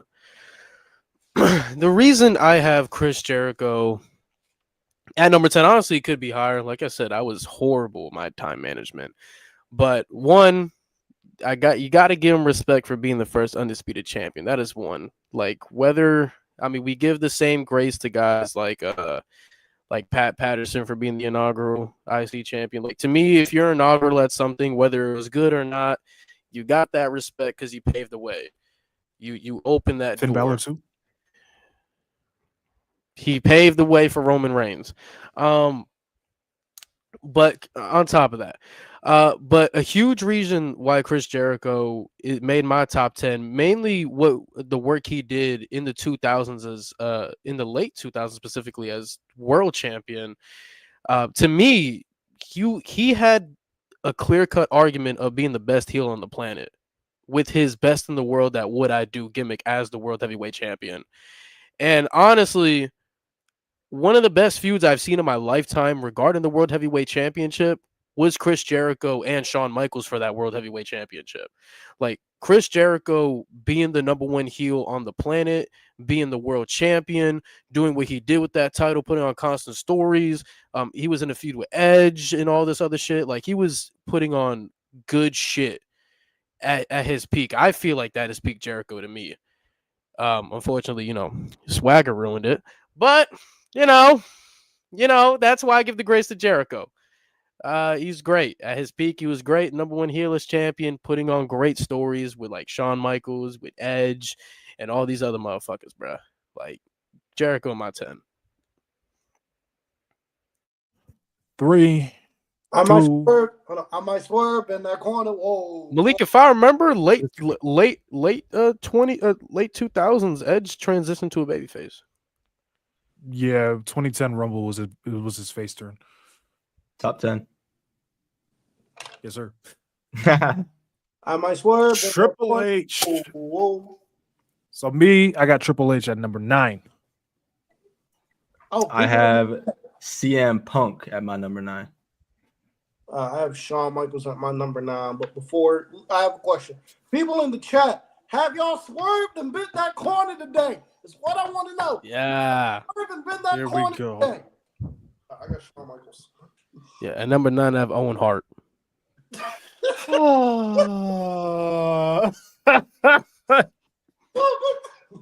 That's so petty. Not sure why Mo put Brett, but I have Owen. Oh my goodness gracious! Stop it. All right. I have Bret Hart. I have Triple H at my number 9. Evil. I really wanted to put him higher, but God, that 2003 run was so bad. But the thing is, what I couldn't deny, Triple H before Brock Lesnar was the best final boss. Fuck The Rock. The final boss type of world champion. Like that heel champion that everyone fucking despises, but you can't take your eyes off what he's doing, and you can't wait for the guy to beat him. Now, there is the criticism that some people have that he had so many stat pad title reigns. But when you actually go back and look at those title reigns, there's a lot of meaningful shit throughout all of them. There's a lot of meaningful stuff. And I think, especially in 2000, I think that was the peak of his world championship work. But I also enjoyed the stuff he was doing in 08 and 09 with the world title as well. So, but yeah, Triple H definitely has to be on my list. I went with CM Punk at number 9. I don't know where people put him in their lists, if they put him top 10 at all, but he's in mine for what he did for the industry during the time, more specifically like 2010, 2011, when guys built like him weren't really getting pushed the way he was.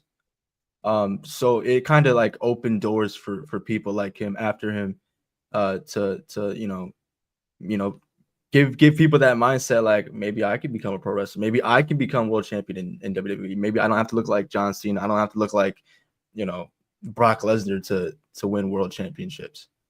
And the man, when he went what, 434 days. We don't talk about how it ended, but 434 days is a long time. That's my number 9. My number 9, I have Shawn Michaels, in particular his 1996 title reign. In particular, his 1996 title reign. Match quality, quality in matches that you had as champion was a big part of me putting this list together. In Shawn Michaels in 1996, I said it before, I'll say it again. 96, 97 Shawn Michaels, personally, I think is the best in-ring performer I've ever seen. Personally, it's the best in-ring performer I've ever seen. There was nothing Shawn Michaels in 1996 and 1997 could not do. There was nothing that man could not do. You want to fly, that man can fly. You want to get technical, that man can get technical. You want to brawl, that man can brawl. You want to brawl, he can brawl. He can sell with the best of them. That's what he did here during his title reign. I mean, you look at that title reign he had in 1996, excuse me. Brought Diesel to the best match Kevin Nash has ever had. The best match Kevin Nash has ever had. The best match Kevin Nash ever had was Shawn Michaels and Shawn Michaels and Diesel from In Your House, Best Friends, Better Enemies. That match was outstanding. I love everything about that match. I love everything about that match. That match was great. You then get to the two Bulldog matches. You then get to the two Bulldog matches. We're not going to talk too much about Beware a Dog because the power went out. So Shawn Michaels, they're like, we're going to work at speed. And then nobody told Shawn Michaels that the fucking power came back on. And the match was, that match was, I don't like that match too much. But then you get the King of the Ring. That match with Bulldog is great. The King of the Ring match with Bulldog is great. You get the Mind Games. The match with Mankind was great. He brought Mankind to the best technical wrestling match Mankind has ever had. Ever. The best technical wrestling match Mick Foley ever had came at the hands of Shawn Michaels. That was a mix of technical and brawling, and it was just great. The Vader matches, which were fine. And then Shawn Michaels brought the best match. And then Shawn Michaels brought Psycho Sid to the best match that man ever had ever. Shawn Michaels, that WWE Championship reign is so underrated for the quality of matches that he had. I know that he wasn't like a really high-drawing champion this on the third, and they were getting their ass whooped by WCW when he was champion. That's not Shawn Michaels' fault. I'm not blaming Shawn Michaels for that. That's more so the company. You look at what he had to deal with. But overall, Shawn Michaels 1996, just for the quality of matches alone, outstanding. The most underrated WWE title reign of all time, I think. I think it's the most underrated one. But that's me.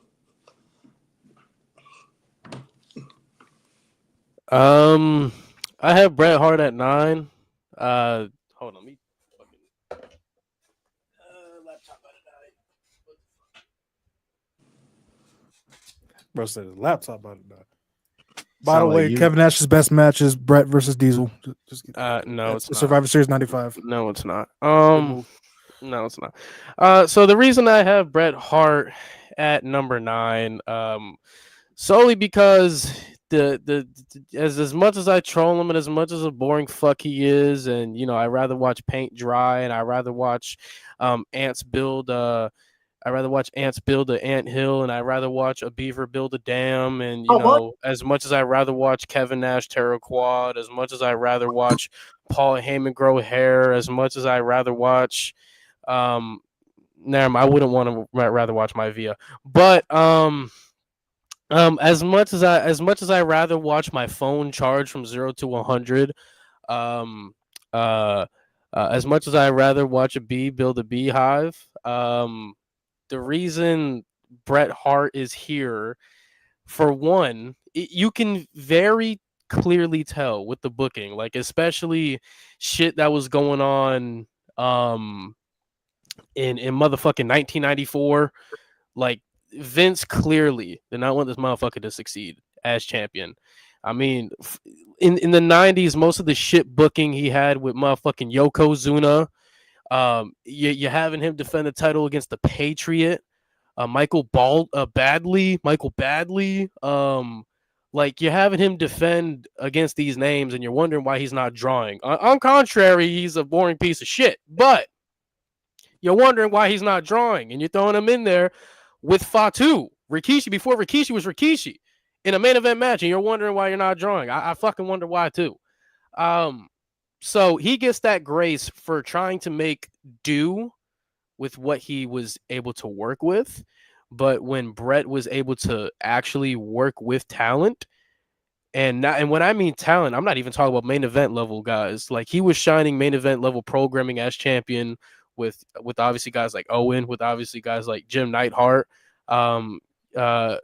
Bret was also a big reason why 1-2-3 Kid got off really to a nice start when they catapulted him after he beat Razor and shit like that. So, Bret was pretty much a focal point as the WWF champion, and with all the shit that he was able to do and the elevation, I mean, like he was elevating Owen as much as he could. He was elevating Diesel as much as he could. He was elevating Undertaker with that dead man gimmick as much as he could. And obviously the big one, elevating Austin at WrestleMania 13 as much as he could. So as much as I like to shit on him, the film tells me that he was a very vital part, and a huge reason with the film that is telling me a huge reason why he wasn't able to draw as much is because you're throwing him in there with guys like Fatu, Rikishi before he was established. You're throwing him in there with Patriot, Michael Baldwin. You're throwing him in there with these guys, like, and on top of that, a lot of the wins that he put or a lot of the L's he took as WWE champion, like for example Bob Backlund, when Owen convinced the family to throw the towel in, you made that win kind of meaningless because Bob Backlund ended up dropping it 2 weeks later to Diesel.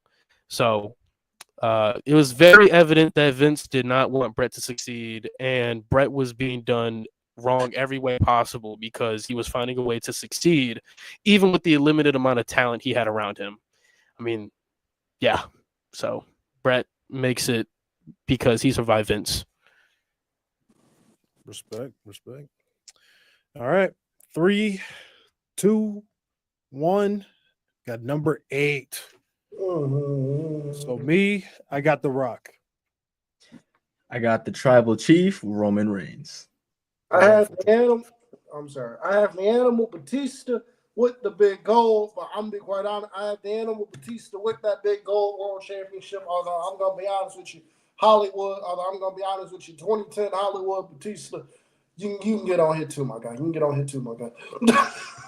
Yeah. I have the Rated R Superstar Edge. Cope. Shut up. No. Cope. We're talking about WWE, not poverty. Copium. All right. I have The Rock on this list. There was a part of me that questioned if I should, but when you look at what he was doing at his peak, especially 2000, I'm gonna keep going to that. It was a lot of great stuff. Now, the thing with The Rock, you can't exactly point to one specific reign, which is why I've kept him lower on the list. You can't really point to one specific reign and be like, that's the reign that defines his WWE championship stuff. But the fact that he was doing the best work of his career with the championship, and he is one of the greatest of all time, I felt like I had to put him on the list. And obviously he's had great matches with it. He arguably had the greatest WrestleMania main event with the title going into WrestleMania X7. And yeah, the Rock's great, and of course he elevated Brock Lesnar all the way out. So there's that. So I have Roman Reigns at number 8. I mean, shit. Let's just call a spade, gang. It's really hard to argue 1,316 days, bro. And at the peak of his championship reign, bro, it got to a point, bro, when he really kind of ran out of opponents. But he was able to work with people like Cesaro, a Biggie, Edge, John Cena, people like that. And everything he touched turned to gold. He went from being hated to loved. So for his body of work as world champion for the last 4 years, it's hard not to have him on the list. He's at my number 8. I could have put him higher, but with the people I have ahead of him, I'm satisfied. I have Batista. Batista number 8 on my list. I probably could have had him a lot higher. Excuse me, but I'm talking about his big gold reign in particular. Before y'all get on me, Mo said that we were counting Universal Big Gold, East everything. So that's why I have Big Gold Batista. That's why I have Big Gold Batista on here. The man that was tasked with having to, the man that was given the ball to run with in 2005, and it really did look like Batista was going to be that face of the company before John Cena got hot. Before John Cena got hot, and they ultimately went with Cena. The role that Batista had as champion on SmackDown, like being the top name on SmackDown, I thought he killed it. He was the face of SmackDown for many, many years, and I thought he did an outstanding job with it. You look at the names that he worked with. Also, his quality of matches again. But you look at the names that he worked with, the Hell in a Cell, the quality of matches that he had. The Hell in a Cell, Vengeance, 2005. The JBL matches weren't terrible. They're actually pretty good, I think. Batista and Undertaker. Them having their big back and forth in 2007. I know he wasn't the world champion for that, but he was in the title mix there. So I think that counts. But you look at what he had to do, 260 something days, I think, as world champion without suffering a single pinfall loss as world champion. Yeah, Batista. Yeah, I got to give it to Batista. I got to. Also, am I the only one that just goes back and watches an old Batista entrance and just be like, man, he come out with the machine guns and shit. You just like, damn, man, damn. I miss Batista. Get that man in the Hall of Fame, please. But yeah, I got Batista at number 8.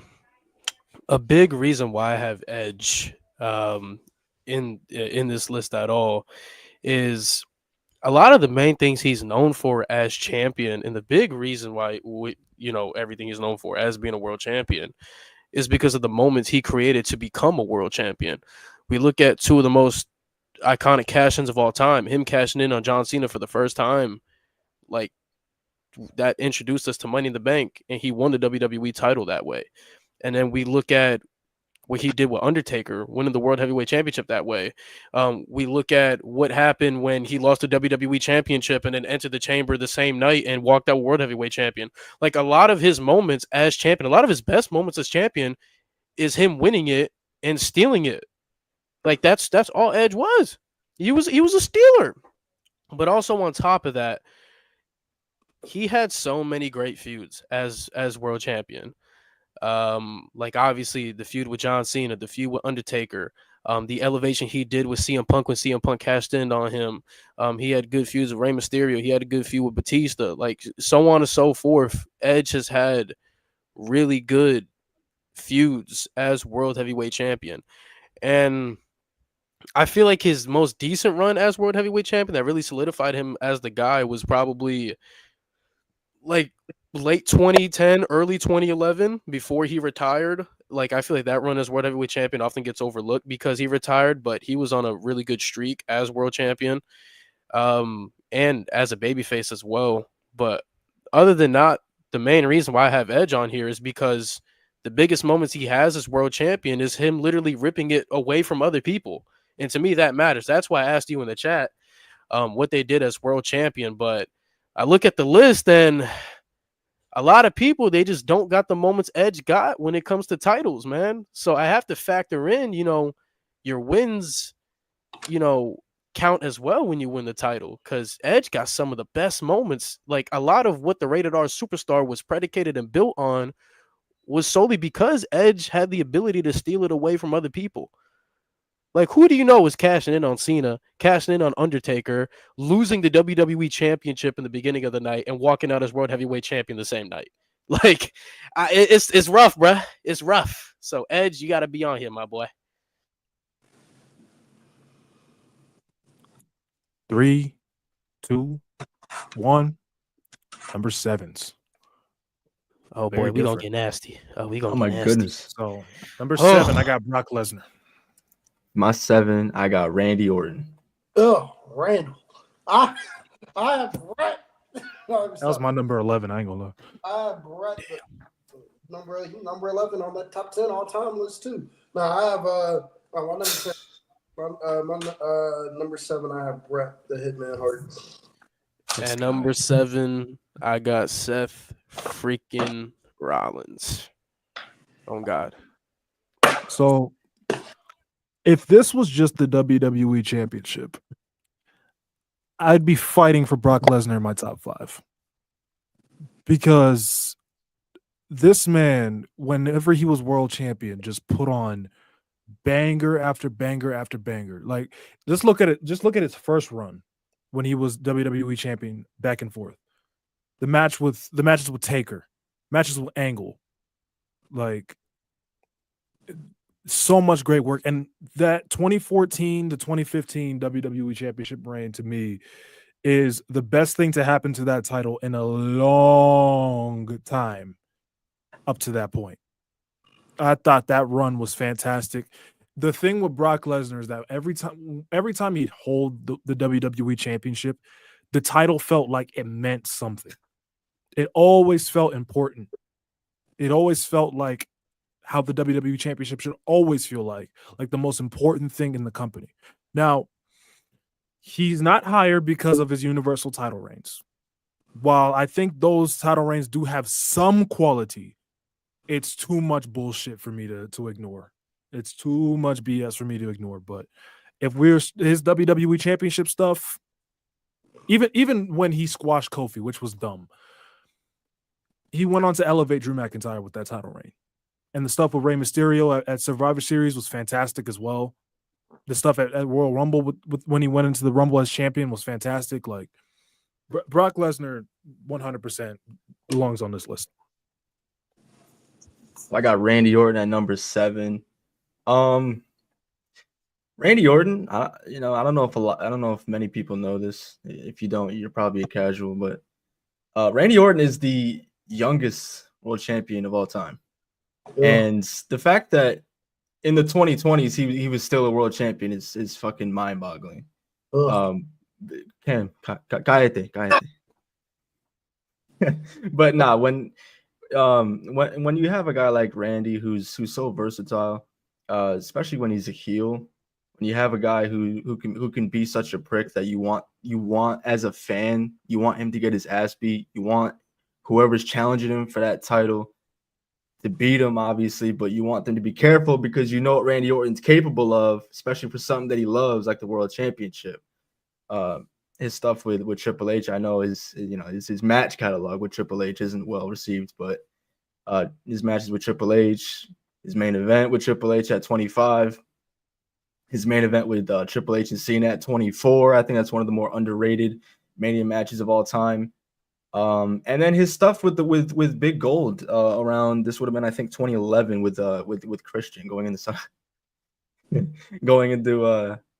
SummerSlam with Christian for Big Gold. I thought that was some solid stuff there. So I'm tipping my cap to Randy Orton for this one. Number 7. That's my number 7. Number 7, I have Bret Hart. Again, quality of matches, and what what you meant to the company during that time period was a big part for me. You look at Bret Hart when he first won the title in 1992. This is coming off the time when the federal government was really starting to lock in on Vince McMahon for the steroids and everything like that. And so Vince McMahon realized, that he needed a guy on his. He realized that he needed a guy on his roster. He needed a guy on his roster who not only was very over with the fans, but could also go in there and work. And according to Bret Hart has talked about this in a shoot interview he did back in 2013. I think Bruce Pritchard also mentioned this on Something to Wrestle With podcast he does with Conrad Thompson, or he did do with Conrad Thompson. Back in 1992, when WWE was looking to get, when they were looking for a new face of the company, they had three names. They had three names written down. They had three names written down that they were considering putting the title on. Bret Hart was at everybody. I think Undertaker was on there. Tito Santana was on there, believe it or not, for some reason. I don't know. But Tito Santana was on there. Ew. Was on there for some reason. I don't know fucking why. But he was on there. And then Bret Hart was on there. So, the fact that, they went to Bret Hart. Also the fact that, you look at what he did in the 90s, the fact that everything revolved around him and the title for the 90s, in the 90s for the most part. You look at the matches he had in 1994 against Owen Hart, against Owen Hart, against Kevin Nash. The match with 1-2-3 Kid is, I think, one of the best. The match with 1-2-3 Kid, aka Sean Waltman, I think it's one of the best matches in Monday Night Raw history. And then you look at what he did with the title in 96 and everything. What he did with the title in 95, 96 and everything. He saved that company in 95. I don't know why they just didn't build that fucking company around Bret Hart in the fucking first place in 1995. But you look at what he did, and then of course him being WWE champion, in 95, 97, kickstarting the Undertaker Shawn Michaels, being a very critical part in the Undertaker Shawn Michaels feud, and of course igniting the Mr. McMahon character with the Montreal Screwjob, which he was WWE champion for that. I think Bret Hart has to be on this list. And I know Bret Hart, he gets a lot of hate. He gets a lot of hate from people who say, "Oh, he's boring. He has no character. He's on the third." I highly disagree. You ain't right. I highly disagree. But that's just me. Bret Hart is like that, so I got Bret Hart at my number 7. Yeah. And at my number 7, I got Seth freaking Rollins. I'm here to put respect on him. So basically what I look at when it comes to title reigns is obviously how you win it, because that obviously sets the tone for your title reign. Obviously what you're doing with it, your match quality, and how you lose it, and if you elevate somebody else in the process. So with that being said, obviously the way Seth won his first world title, Mo just glazes it 25 hours a day. But it is the greatest cash-in of all time, and it set the tone that Seth be robbing motherfuckers. And I don't think people truly understand how good he was in 2015. Like, he had a solid feud with Randy. He was making Kane a lot more interesting in 2015. He helped elevate Ambrose into the true main event scene in 2015, because Ambrose and Seth had a match, and if Ambrose won, he'd be added to the match, I believe, at Battleground, which made it to a fatal 4-way. And from then on, Dean Ambrose was a mainstay in the main event scene. So he helped elevate Ambrose. He helped elevate Adrian Neville. He also was double champion in this time frame. He beat John Cena. He also held the U.S. title while he was WWE champion. Unfortunately, though, he got hurt. It was payback. Cool. Thank you. Appreciate it, Matt. So that was cool. And then obviously when Seth Rollins came back and he beat Roman, he immediately lost it to Ambrose and helped elevate Ambrose. And that was when Ambrose was truly peak, once he became WWE champion. So Seth was already putting on banger matches, having a decent title reign, and elevating people before he got to his peak. Now when we come to now, because fuck them Universal title reigns, by the way, Now, when we get to now, when he was the inaugural World Heavyweight Champion, let's just put that out. He's the inaugural World Heavyweight Champion. He gets respect for that. The matches that he was putting on was amazing. He doesn't get enough credit for how many people he elevated in that fucking match. Like, one of his first title defenses, like, first of all, he put Damian Priest in the main event scene. That was Damian Priest's first real main event match. That was his first title defense. It was against Damian Priest. Elevated Damian Priest to a main eventer, or borderline main eventer in that time frame, and that helped Damian Priest win Money in the Bank. So he elevated Damian Priest. One of his first title defenses was defending the belt against Braun Breaker. He put so many eyes on Braun Breaker, gave an amazing showing. He made Finn Balor relevant again for like 4 months. Made Finn Balor relevant again and had people thinking Finn Balor was going to win the title. Like, he made Finn Balor interesting. He made Finn Balor interesting and had a good story with that. He gave life back to Shinsuke Nakamura for about 3 months. Gave him life. Not to mention, like I said, the matches he was putting on, like with Braun Breaker, with Damian Priest, with Dominic Mysterio, and all this other goodness. And on top of that, the man literally broke his back during that title reign, uplifting the entire company as heavyweight champion. That to me means something. He's a huge company guy. And obviously main event in a WrestleMania finally as world heavyweight champion. But also, we got to talk about the more elevation that he was doing because he lost the title to Drew McIntyre. Not saying Seth Rollins is the reason, but he has the domino effect. This all starts with Seth. Seth loses to Drew, and immediately Damian cashes in and becomes world champion. Seth did his job. So the amount of elevation Seth Rollins has done in his 2 best title reigns is insane. It is insane. The match quality he puts on is insane. The fact that he can take dead superstars and make them relevant again, like Finn Balor and Shinsuke Nakamura, is insane. The fact he can take fresh new talent like Braun Breaker and put them on the map is insane. So I gotta give it to Seth, because he's been able to be versatile and work with so many people and make it work. So Seth at 7. 3, 2, 1. Number 6. Still no matches. Holy shit. Okay. So number 6, I got Bret Hart. Number 6, I got Brock Lesnar. Number 6, I have Paul Levesque as Big Gold World Champion. I got Batista. Number 6. Wow. So I put Bret Hart on this list. I feel like Cam and Lewis did a good job of pretty much summarizing why I put Bret Hart on my list. And I flipped back and forth between my 4, 5, and 6. That order changed a little bit, and I finally settled on putting Bret at that 6th spot. This man, every time something was going wrong in the main event scene while Bret was around, they always pivoted back to him. It always pivoted back to him, and when he had the title, everything in the main event scene seemed okay. And the amount of great matches he was having while WWF champion, a lot of great feuds he was having with Owen, with Diesel, with Shawn, with Taker. A lot of some of his best character work was with him with the WWF championship when he was doing the heel in America, face everywhere else thing.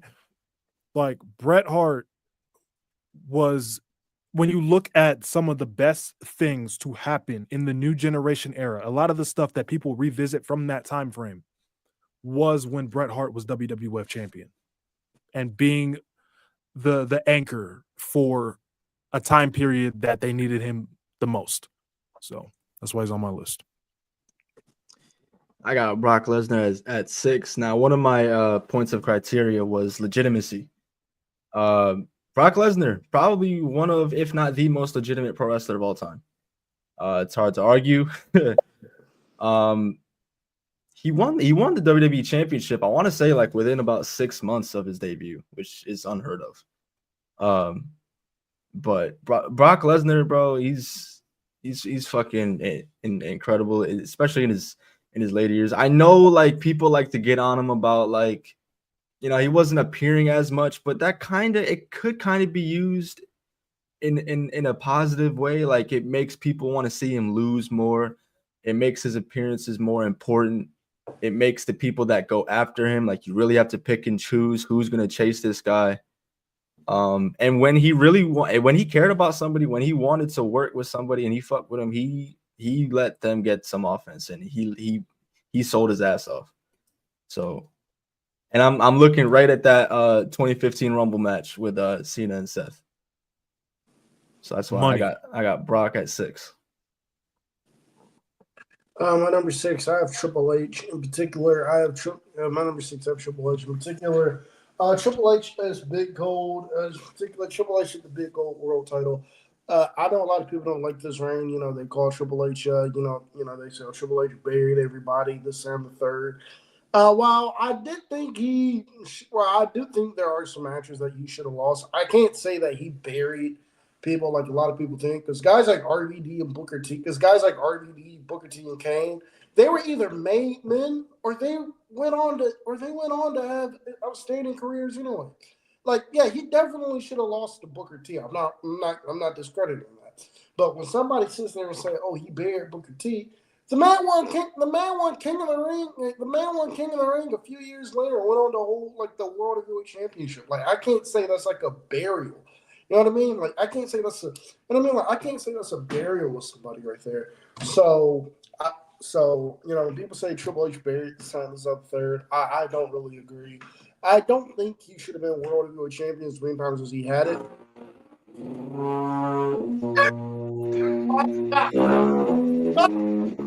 I love Booker. I said he should have lost the Booker T in that match. Nigga, the fuck? But nah. What the fuck? But nah. You look at what he was doing on Raw and everything like that. Again, you look at his quality of matches. His quality of matches were great. Outside of the Scott Steiner matches. Outside of Scott Steiner's. Because all Scott Steiner matches were terrible. But outside of that, the quality of matches Triple H had as World Heavyweight Champion during that time frame was great. And I'm going based on quality of matches, what you do for the reign, also getting the World Heavyweight Championship over as a top title. I want to explain something to y'all. The World Heavyweight Championship has only felt like the bigger title when it was on that man Triple H. It has only felt like the most important title when it was on that man Triple H. Outside of that, because you can make an argument that in 2003, 2002, 2004, you can make an argument that people like Brock Lesnar, Kurt Angle, they were they're playing second fiddle with Triple H as world champion. Like, the only time that World Heavyweight Championship, I would argue, really felt like important was when Triple H was holding that fucking world title. Like, I'm not going to hold you. Outside of that, that's just me. But Triple H, yeah, I gotta put Triple H on there. I gotta show Triple H some love, sadly. So, yeah. Oh, Malik, I forgot you. The Kevin Nash matches were terrible too. But nah, outside of those blemishes, he didn't really have a lot of blemishes on his record as world champion. So, Triple H, I got him at number 6. Oh, buddy. Batista at number 6. Let's get to it, man. Once upon a time, peak Batista, 2005, was on the same wavelength of popularity as John Cena. You don't believe me? There's a reason why both motherfuckers. You said what? Maybe even more. Even higher. Yeah. Maybe even higher. There's a reason why both them motherfuckers was on the cover of SVR 06, but I digress. But Batista, man, when you look at the way he won it, the build up to how he won it, it's culminated in one of the greatest stories ever told, still told to this day. And then when we look at the aftermath of WrestleMania when he won it, that rivalry with Triple H, bro, is so fucking good.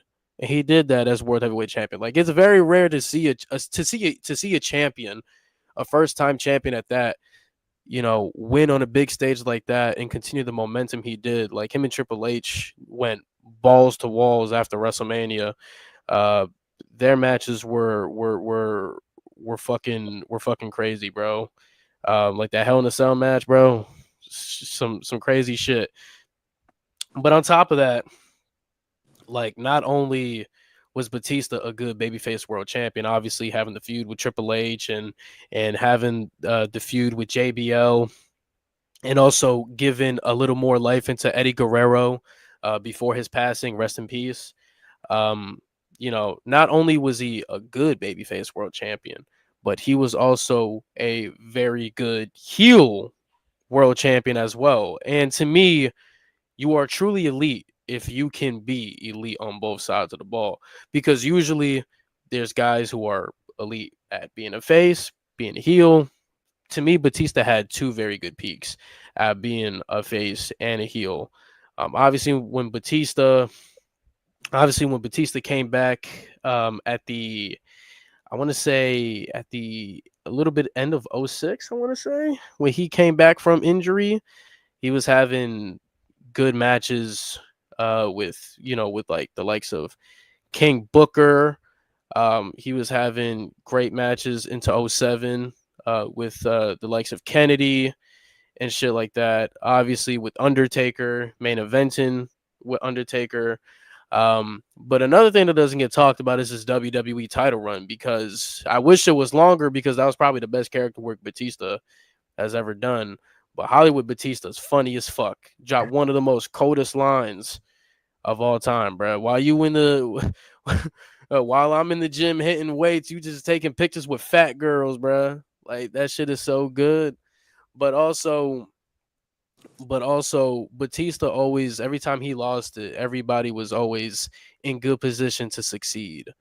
Like when Batista lost the WWE Championship at WrestleMania to John Cena, after that, he put John Cena in the best situation to succeed with the I Quit match, with the Last Man Standing match, propelling John Cena even more. So not only did Batista have good reigns and good matches as both a babyface and a heel and putting on good stories, but he always made sure that whoever beat him was always in a good situation to succeed, whether that was Undertaker or anybody else. So Batista, he got that. Let's see if we get a match for number 5, bro. Hopefully we finally get a match. Let's see. 3, 2, 1. We got a match. Finally. Hey. There you go, Lewis. All right. At my number 5, I have Roman Reigns. At my 5, I got Triple H. I have Stone Cold Steve Austin. Give me a hell yeah. I get the game. You're stupid, the cerebral assassin. The King of Kings. Paul Levesque. All right. You ready? Y'all are dumb. The game, Triple H. Shout out my guy. Number 5, Roman Reigns. So I think you have to be in the top 5, because I almost didn't put him in the top 5. But I think you have to be in the top 5 if you have the greatest title reign in the history of the company. That's just my opinion. I think he's had the best reign. Arguably, those last 2 years were a little, but just if you just take into account what he did with the Universal title, that goes without saying. But then also, I think his WWE Championship reign in 2016, for those few months he had it, is extremely underrated. Extremely underrated. You had 2 back-to-back bangers with AJ Styles on pay-per-view, and then he lost it because of his suspension. But during that time, Roman Reigns was very enjoyable. You said what? Don't do drugs, people. Don't do drugs. Here you go. Here you go, capping on my guy name. But I'm kidding. But yeah, he has to be in the top 5. That title reign obviously elevated him into this range. But yeah, if it was just his individual one reign, I would have put him at number 1. Sorry. I got Triple H at 5. Much like what Mo was getting at earlier about Triple H. Before there was a Roman Reigns, before there was even a John Cena or a Brock Lesnar, there was a Triple H, bro, as the final boss.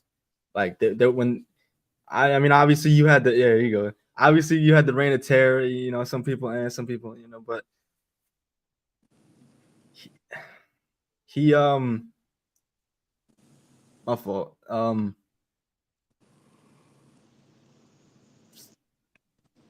Louis, you could probably cook better than me, but nah. Yeah, you can go ahead. That's all I got. You want me to piggyback off you? Yeah, piggyback off me. I'll piggyback off you. So, man, it's time to glaze Triple H. Cam is fucking right, bro. I don't give a fuck who you are. I don't give a fuck who had that championship. That World Heavyweight Championship meant worth a fuck. It was put on a pedestal when that motherfucker was holding it. Straight up. And on top of that, we take everything into account, right? Obviously, when we show the other names, I factor in a lot of things, bro. This man was world champion and elevated two green guys at the very time in the Ruthless Aggression era and led arguably the greatest faction of all time. He did that as world champion. I don't think people understand being a world champion really does factor into a lot of things, but this man was world champion leading Evolution. And because of the impact this man being world champion leading Evolution, the entire faction was holding gold at one point. That's one. Two, the man had a grapevine on that World Heavyweight Championship. He had a fucking grapevine on it. Nobody had a chance at holding that bitch for long because Triple H was going to get that shit back. It is what it is. Whether you thought the reigns were good, whether you thought the reigns were bad, whatever, it don't matter. If Triple H lost it, you already knew he going to get that shit back. And on top of that, as a world champion, WWE included, when you're having great stories with Batista, when you're having great storylines with Randy Orton, when you're having great storylines with Shawn Michaels, like, we're talking about elite stories, you deserve to be here. And that was all with the presence of you being there as the world champion. Elevation, he has it as world champion. Leading a dominant faction as world champion, he has that. Being the face of a product as world champion, he has that.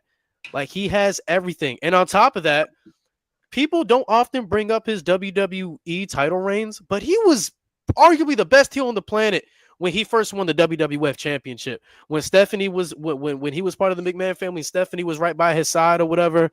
He was putting on clinics with Austin. What was it? No Way Out 2001, I believe. Was it No Way Out 01? 3 Stages of Hell? Well, yeah. 3 Stages of Hell, bro. He was putting on clinics with Austin, putting on clinics with Maivia. Bro, this man has one of the most underrated WWE championship runs. And people always talk about the World Heavyweight. And I don't understand why people act like Triple H don't got good WWE championship runs. But everything you want in a world champion, Triple H has it. He has elevated people, even though people like using the word buried loosely. It's stupid. He has elevated people. He has elevated a faction. He has made people look good in when he's lost the championship. He has great reigns. He has everything you want. You talk about legitimacy, ain't nobody in the early 2000s was arguably more legitimate than Triple H. Straight up. It wasn't. Brock, you can argue. Batista, you can argue. Once he reaches his peak, John Cena, you can argue. But Triple H was legitimate after Maivia and Austin were done. I just want to say 2 words for Triple H. And y'all have convinced me he should be higher on my list. Backlash 2000. Yeah. That's all I got to say. Yeah. Go ahead, Cam. It's on you. Oh, fuck. I gotta start paying attention. I'm sorry, I gotta start paying attention. Stone Cold Steve Austin. I have Stone Cold Steve Austin. I have it number 5. Only reason why I don't have him higher is because he never had the belt for a long period of time. I think his longest reign came from what? The came from what? 2001. I think that was like his longest reign. I wasn't a fan of heel. I wasn't a fan of Invasion heel Austin. So.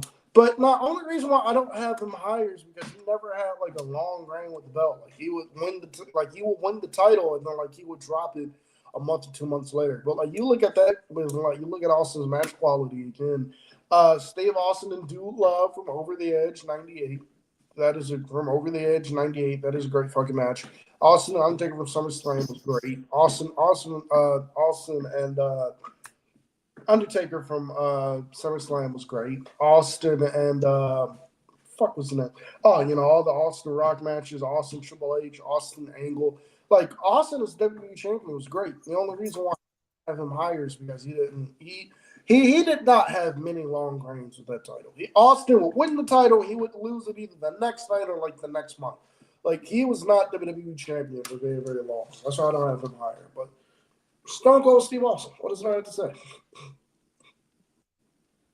I respect it. 3, 2, 1. Number 4. Got some matches again. Khris and Lewis. Damn. Yeah, because we know fucking ball. We fucking know ball. And number That's 4, right.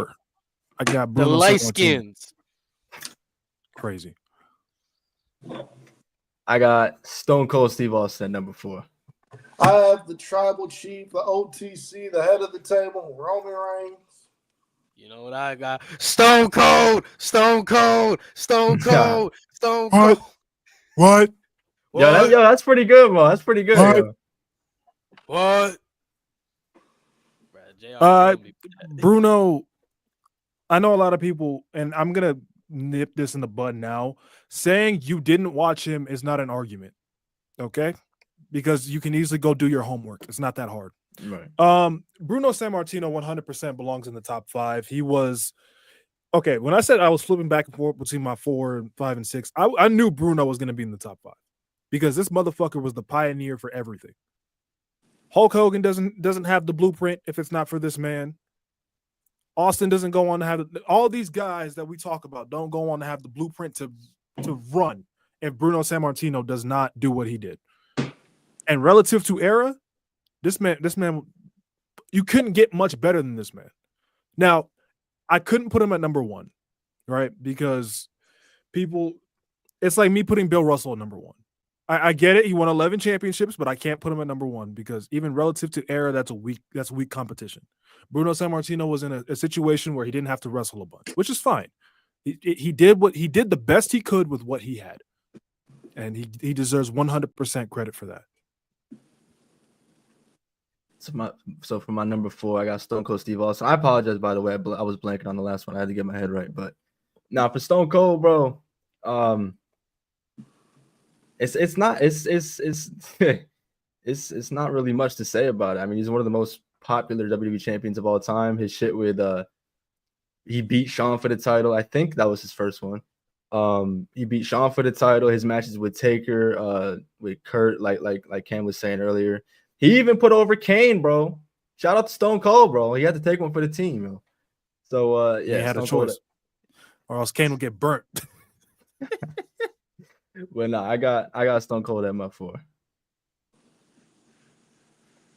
All right, my number 4 I have Roman Reigns. My number 4 I have Roman Reigns. What is there for me to say about Roman Reigns? I'm talking tribal chief, big dog Roman Reigns. I'm talking tribal chief Roman Reigns, bro. Fuck that big dog reign he had.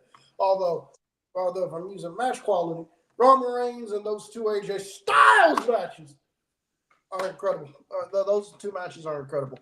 But now that I got that out the way, fuck big dog Roman Reigns.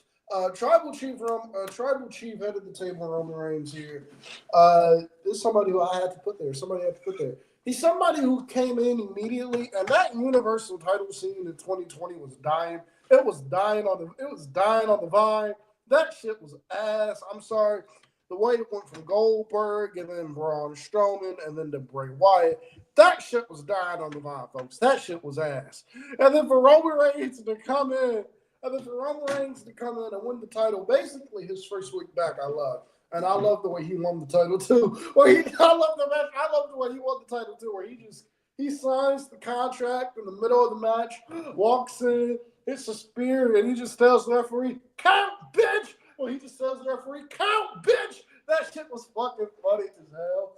But I mean, you look at what Roman Reigns did with Jey Uso. You look at what Roman Reigns did with Jey Uso and everything. I think Roman Reigns elevated everybody he worked with to make them that much better. You know, if they were putting you in there with Roman Reigns, I think it was clear the company saw something in you, or they just needed like a challenger, or like they just, you also had like they just need like a challenger to beat. But like you look at Roman Reigns, I think Roman Reigns, and with the Bloodline story, his title reign, what that did for Sami Zayn, I think it saved his career. I think it saved Sami Zayn's career. I don't think Sami Zayn would be a WrestleMania headline guy or would be one of the biggest names of the company if it was not for him getting with Roman Reigns. Same thing with Jey Uso. If it was not for him getting with Roman Reigns, same thing with Jey Uso. Same thing with Jey Uso. Like you look at the fact that this man was like undoubtedly the top face of the company. He was the face of the company as a heel. Do you know how hard that is to do? Do you know how hard it is to be the face of the company as a heel? To have your top guy be a heel. And again, this was in a promotion where Vince McMahon traditionally gets behind baby faces. He likes to get behind. Again, he likes to get behind. Again, he likes to push. WWE is it's a babyface territory. It's a babyface company. They like to push the traditional all-white American babyface and all that shit down your fucking throat. They love to push. Vince McMahon loves to get behind the guy, babyface him in that. The fact that Roman Reigns, the fact that he made Roman Reigns the face of his company as a heel, you know how hard that is to do. I mean, it's one of the greatest title reigns ever. One of the greatest title reigns ever. Some great matches. You can argue it went on too long, but him dropping the world championship when he did, it was perfect. It was perfect. I was one of the guys that was I was very critical of when he dropped the championship to Cody. You know, not Cody, when he beat Cody at WrestleMania 39. But I looking back at it, I wouldn't change a thing. It was perfect. It was absolutely perfect. You did run into a point where they ran out of challengers for this guy, but I don't really blame that on Roman Reigns. But outside of that, Roman Reigns and his title reign was great. So I gotta have him in my top four. Stone Cold, baby. Yes, sir. We talk about Stone Cold. What? Listen, man. I agree with Cam. Stone Cold at various points did not hold the WWE Championship for very long. But there's a reason why we say the man has the greatest peak of all time. Whenever that motherfucker had that title, money, boom, ratings, boom, popularity, boom. Like you know how hard it is for you not to have a title for very long, but still have the title associated with you. And every single time you touch said title, it's the most prestigious it's going to be. Like, you know how hard that shit is? That's what Stone Cold did. In the feuds he had centering around the title. First of all, he led one of the most OP two-man duos of all time, bro. That two-man power trip, bro. Crazy, bro. That shit is insane, bro. But the feuds he had centering around the title, like with Triple H, like with Maivia, obviously, with like Undertaker, Kane, like the list goes on and on. He's had great feuds over that championship, and the way he the way he won some of those titles, like beating Shawn Michaels at WrestleMania, like iconic moment, beating Maivia at WrestleMania in the main event of 17, like iconic moment. Like, he's a part of some of the greatest world title matches ever. And that's just a testament to how great Stone Cold is, especially for how limited he was after the neck surgery. Like, he had his best years on neck surgery or after neck surgery. And, you know, but Stone Cold, it's incredibly hard to do what he did with the limited amount of time he had with every single championship reign. But he made the most of it.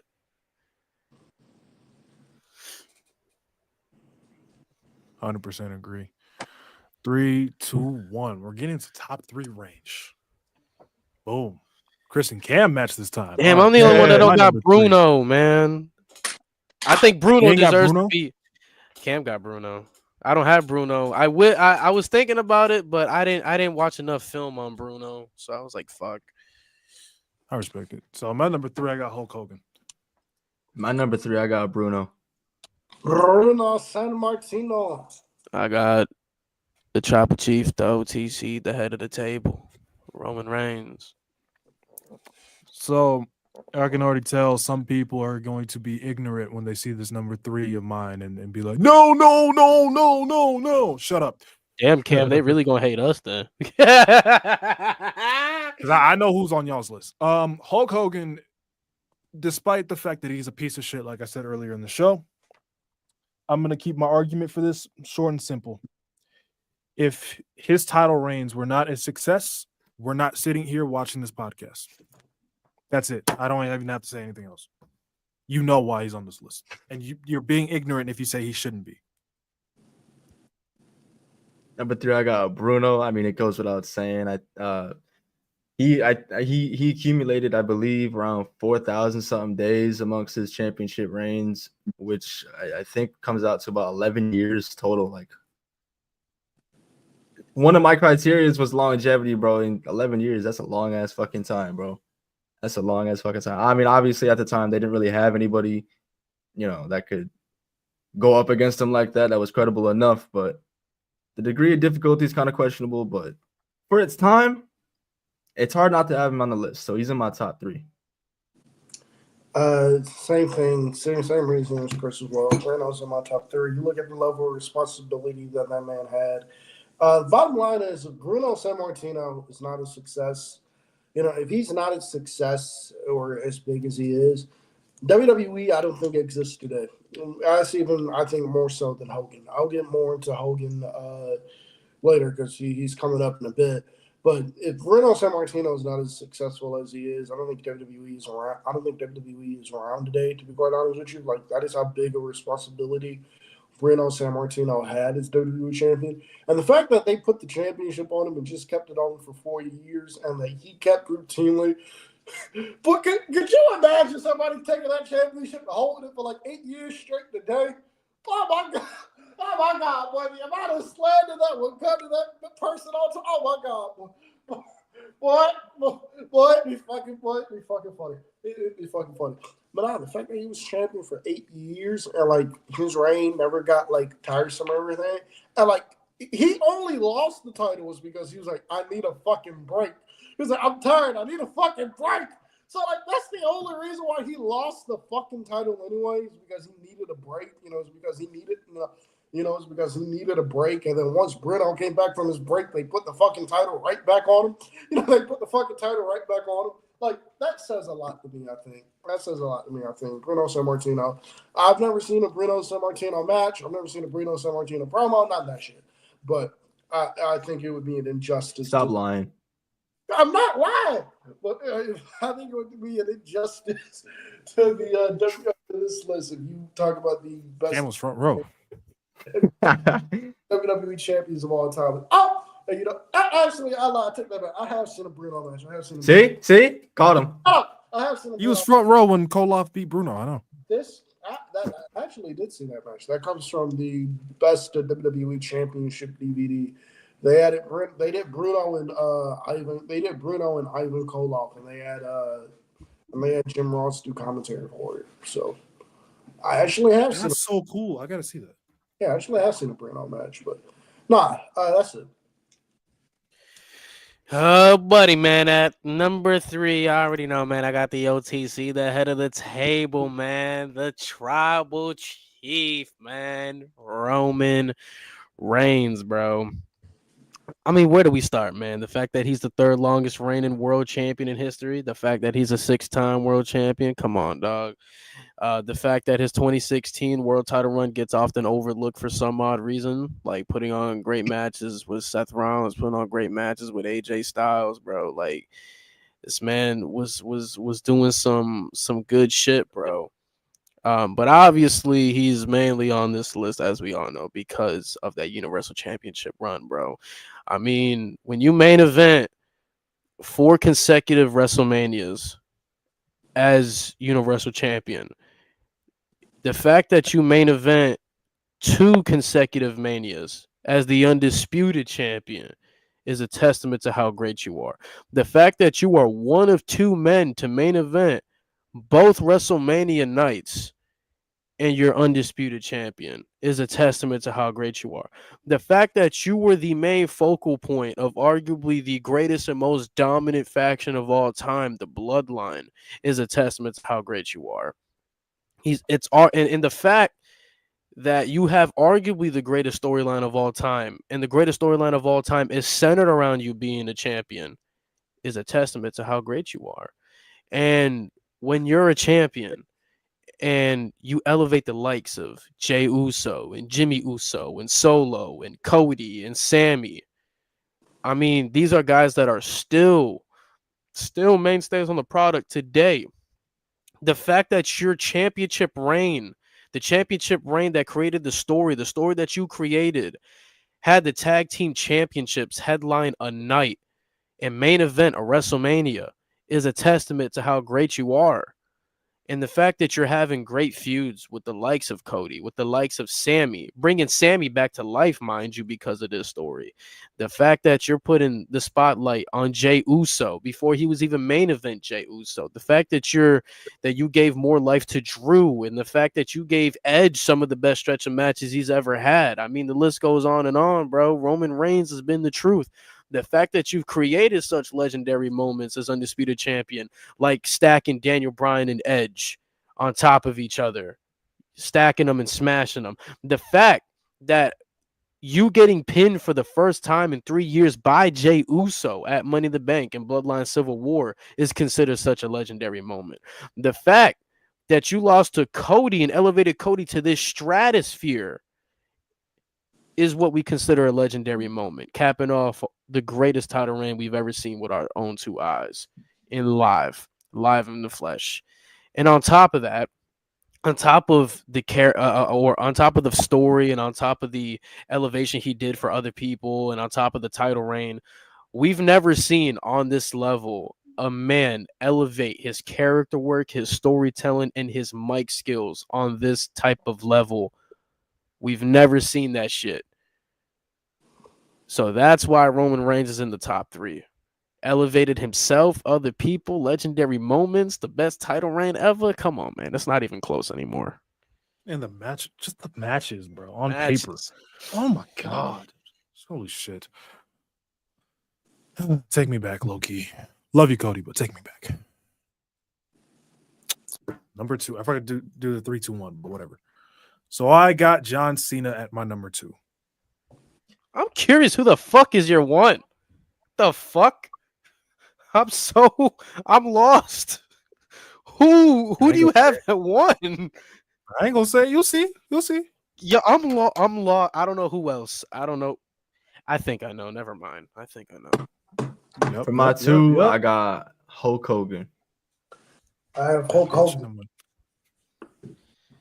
Wow, this is an all match rounds. Oh wait, we matched. Oh wow. Oh yeah, me and Lewis matched. Wow. John Cena. I mean, do I really have to say anything? Yes. Do I? Not really. I mean, he's like kind of in a lot of people's minds, he's the greatest of all time. And if you look at his best work, it's with him with the world title. And I'm so sick and tired of this narrative that all his reigns were stat pad meaningless reigns. Fuck you. That is a goddamn lie. There's a couple in there. I would say were stat pad ass reigns. I'll give you that. But a lot of his reigns, when you look at what he actually did, his third reign, the one that was 380 days, to me is the second best title reign in the history of the company. That is full with. I don't even have to get into 07. Everybody knows how great 07 was. But then when you look at what he did for CM Punk as WWE champion, if he is not the WWE champion going into Money in the Bank 2011, that story does not hit the same. I'm sorry, but it doesn't. Him being that guy is what elevated that to be even greater. He elevated Daniel Bryan with that title. But look what he did for Brock Lesnar when he it was his idea for Brock Lesnar to destroy him the way he did. And it revived Brock Lesnar, well, the streak, him breaking the streak. But that solidified Brock Lesnar as, okay, this is like the new final boss that we really need to worry about now. That reestablished him into that. And I mean, look, the 16 world titles, maybe he didn't need it 16 times, but if you look at what he did with the title, bro, it's the best work of his career. Outside of the US Open Challenge, obviously. Cool. Number 2, I got Hulk Hogan. I mean, this really shouldn't come as a surprise to anybody. If Hulk Hogan as WWE champion fails, bro, we're not sitting here and Mo's probably making an NBA video talking about why Kevin Durant's rings with the Warriors do count. Get over it. I love KD, but they don't count. But no, if we're being objective and fair here, we can't just push aside everything Hulk Hogan has done just for how he is now. So I'm putting Hulkster at 2. Hulk Hogan at number 2 for me. I think you could argue. I don't even think it should be a debate, but I think you can argue Outside of maybe one other person, I don't even think you can debate. Hulk Hogan, I think that's the greatest peak of all time. You look at what he did, and you look at what he did in particular in the 80s up until he got, in the 80s up until about 91, 92. Because 91, 92, that was when, people were starting to sour on the Hogan character. But Hulkamania from like 5 to like 1990, 1989.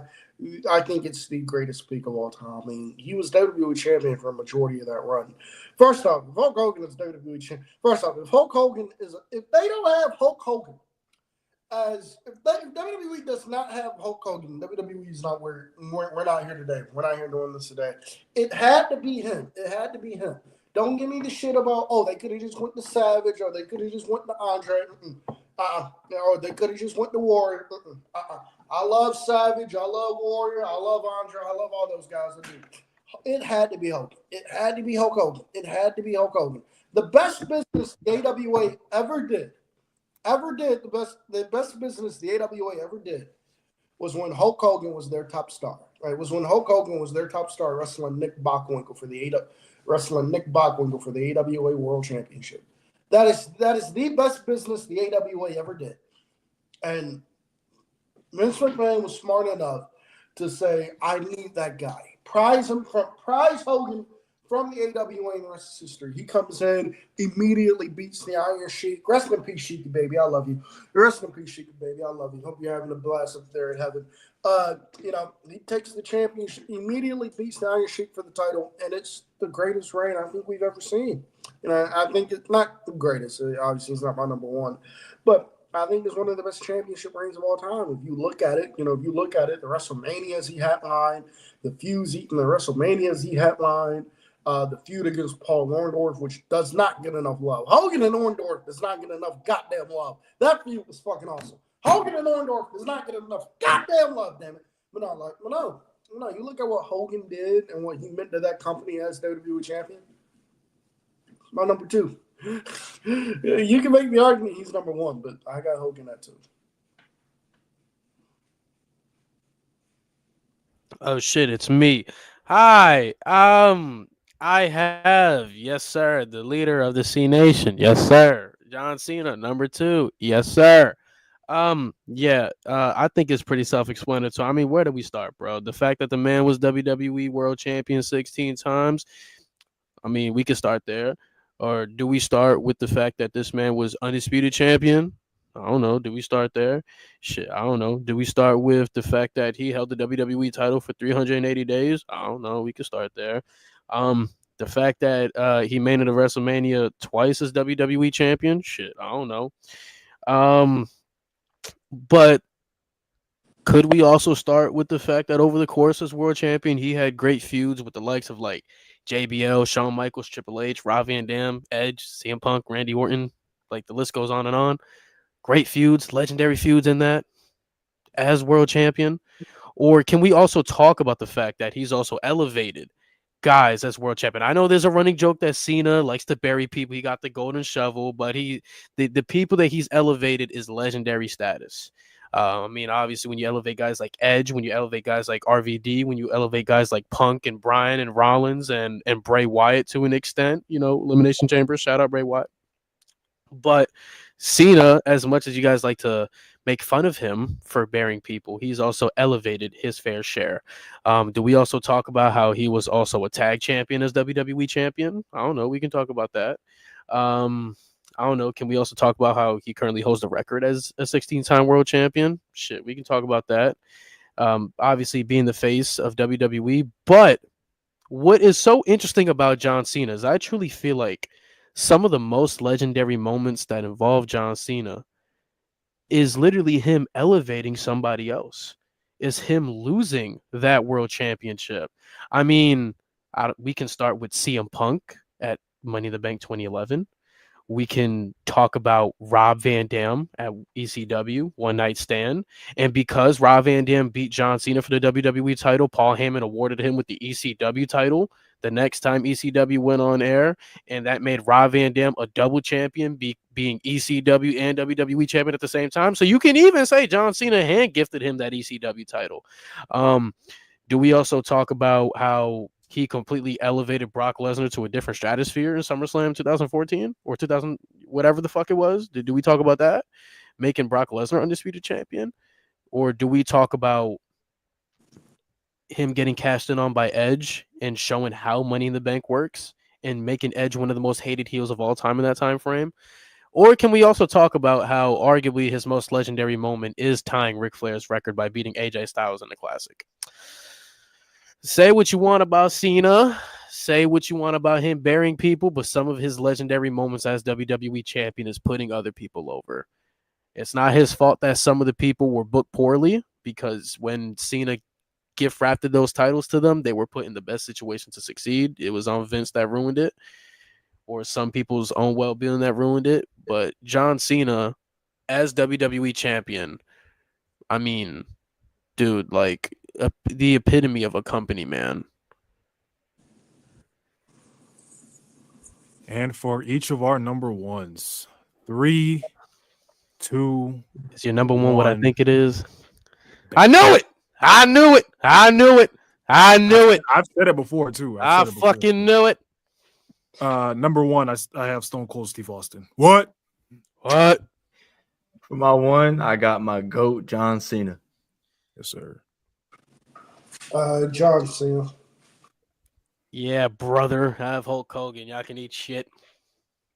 Malik, don't start with the Ric Flair shit. This is WWE, not wrestling in general, because otherwise he'd be number one.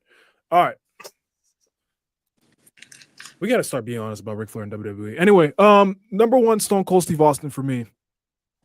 I think he has the greatest peak of all time. I strongly believe that. And if you look at what he did in the short time frame that he had as the top guy, it's when you look at the biggest era in company history, you imagine Stone Cold Steve Austin with that big eagle walking around. Like everything he did, the moments, the matches he's had with that title, even when he went heel with it. My thing is, like, when you look at a lot of these guys, I feel like the best thing about Stone Cold Steve Austin is I thought his heel run was fantastic. I thought his heel run was so good. And the feud with Kurt Angle does not get enough respect. That shit was their match at SummerSlam 2001. To me, is the best match to ever end in a disqualification, because the storytelling in that match with Austin constantly stuttering refs, getting rid of refs because he knew Kurt Angle was not going to stay down. Bro, that work was fantastic. His character work with the Alliance, he even elevated RVD into becoming like potentially a main event star with that heel run. Yes, the heel run was mistimed, but at the same time, he was doing some of his best character work in WWE. And I mean, if we talk about impact with him as world champion, I mean, us modern fans probably wouldn't be watching because our cousins would have never put us on to wrestling because they wouldn't have had Stone Cold Steve Austin as that guy. He was the anchor of the biggest era in company history, and that's why he's my number one. You went off on that one, bro. Hell yeah. My one, I got John Cena. John Cena, bro, he's a 16-time champion, obviously, but I think people fail to realize if you win something 16 times, you lose it 16 times. So these burial allegations, which, he's not totally innocent, but he's done his fair share of putting people over, bro. Like if you don't have Cena as champ in 2011, like Mo said earlier, you don't get the match with Punk at Money in the Bank. You don't get classic rivalries with AJ, shit like that. So I'm gonna have to go with Cena with my number one, bro. Glaze, Cam, glaze. My number one, I have John Cena. Number one, I have John Cena, obviously. It's just, he's obviously a 16-time world champion and everything. People like to say he's stat padded to sound third. First off, you look at the quality of matches John Cena had as WWE champion. The reason why I have him at number one a lot is due to match quality. I think you can make the argument that his match quality as WWE champion is some of the greatest It's one of the greatest matches of any world champion from any promotion ever. I think you can make that argument. I think you can easily make that argument with John Cena. But also, you look at him, what he meant to that company first. What he meant to that company first off. I don't think you guys understand. You know how hard it is to have to be the top name for like 10 years. Do you know how fucking hard that is? Go look at all the faces of WWE when they have their time at the top and look at their peak. You realize it won't that long. Steve Austin is the biggest star wrestling has ever seen. He had a 2-year peak max where he was the most over guy. His peak where he was like the undisputed face of the company. It was 2 years. It was 98 and it was 99. When he came back in 2000, he was never the same because Rock. I wouldn't say Rock eclipsed him, but Rock was right there on his level. You look at Hogan. Hogan was the undisputed top guy in the company until he became a part-time guy and stopped showing up. From like 85 to like 90, 91. Like, do you know how hard it is to be the undisputed top guy for 10 plus years and to be WWE champion for a large part of that? John Cena's best work came when he was holding the WWE championship. His best work came when he was holding the WWE Championship. You look at the quality of matches that man had. And also, you look at the number of people that John Cena elevated also. This man, John Cena, had Alberto Del Rio working main events. Like Del Rio working main events. This man, John Cena, had Del Rio working main events. This man brought CM Punk into a completely new level because it had to be Cena in that spot. It had to be. And I guarantee you, John Morrison is WWE Champion wrestling CM Punk. That is not doing a goddamn thing for CM Punk. It's Cena having to have that time. If Daniel Bryan goes into SummerSlam 2013, if he beats anybody else not named John Cena, it's not a big deal. It was him beating John Cena clean in the middle of the ring that made people go, oh shit, this Daniel Bryan guy's legit. This guy's like that. You know what I mean? Like, John Cena, I think, is John Cena, I think, is arguably. Oh, also, you can make the argument with SummerSlam 2014 because I don't think people realize the SummerSlam 2014 main event, the way John Cena got squashed and the way John Cena got demolished, that was going to be Daniel Bryan in that spot. That was going to be Daniel Bryan in that spot at SummerSlam. But I don't think it would have worked. I don't think it would have worked nearly as well either because Brock Lesnar had to beat the Undertaker. He had to beat the Undertaker. He had to end the streak at Mania, which he did, and then he had to beat the biggest name in the company, John Cena, in order to get that final boss thing doing, which is what Brock Lesnar had for a while. John Cena, you look at the title reign, his matches and everything, the feuds he had. Yeah, John Cena, I think that's the greatest championship reign in WWE history. So I got John Cena at number one. That's why I got John Cena. Oh, buddy. It is me. At number one, I have Hulk Hogan. Now I don't give a shit. Y'all can get mad. I don't give a fuck. The reason I have Hogan, his 6 title reigns just means so much to the company. Especially his title reign from, I believe, what was it, 84 to 88?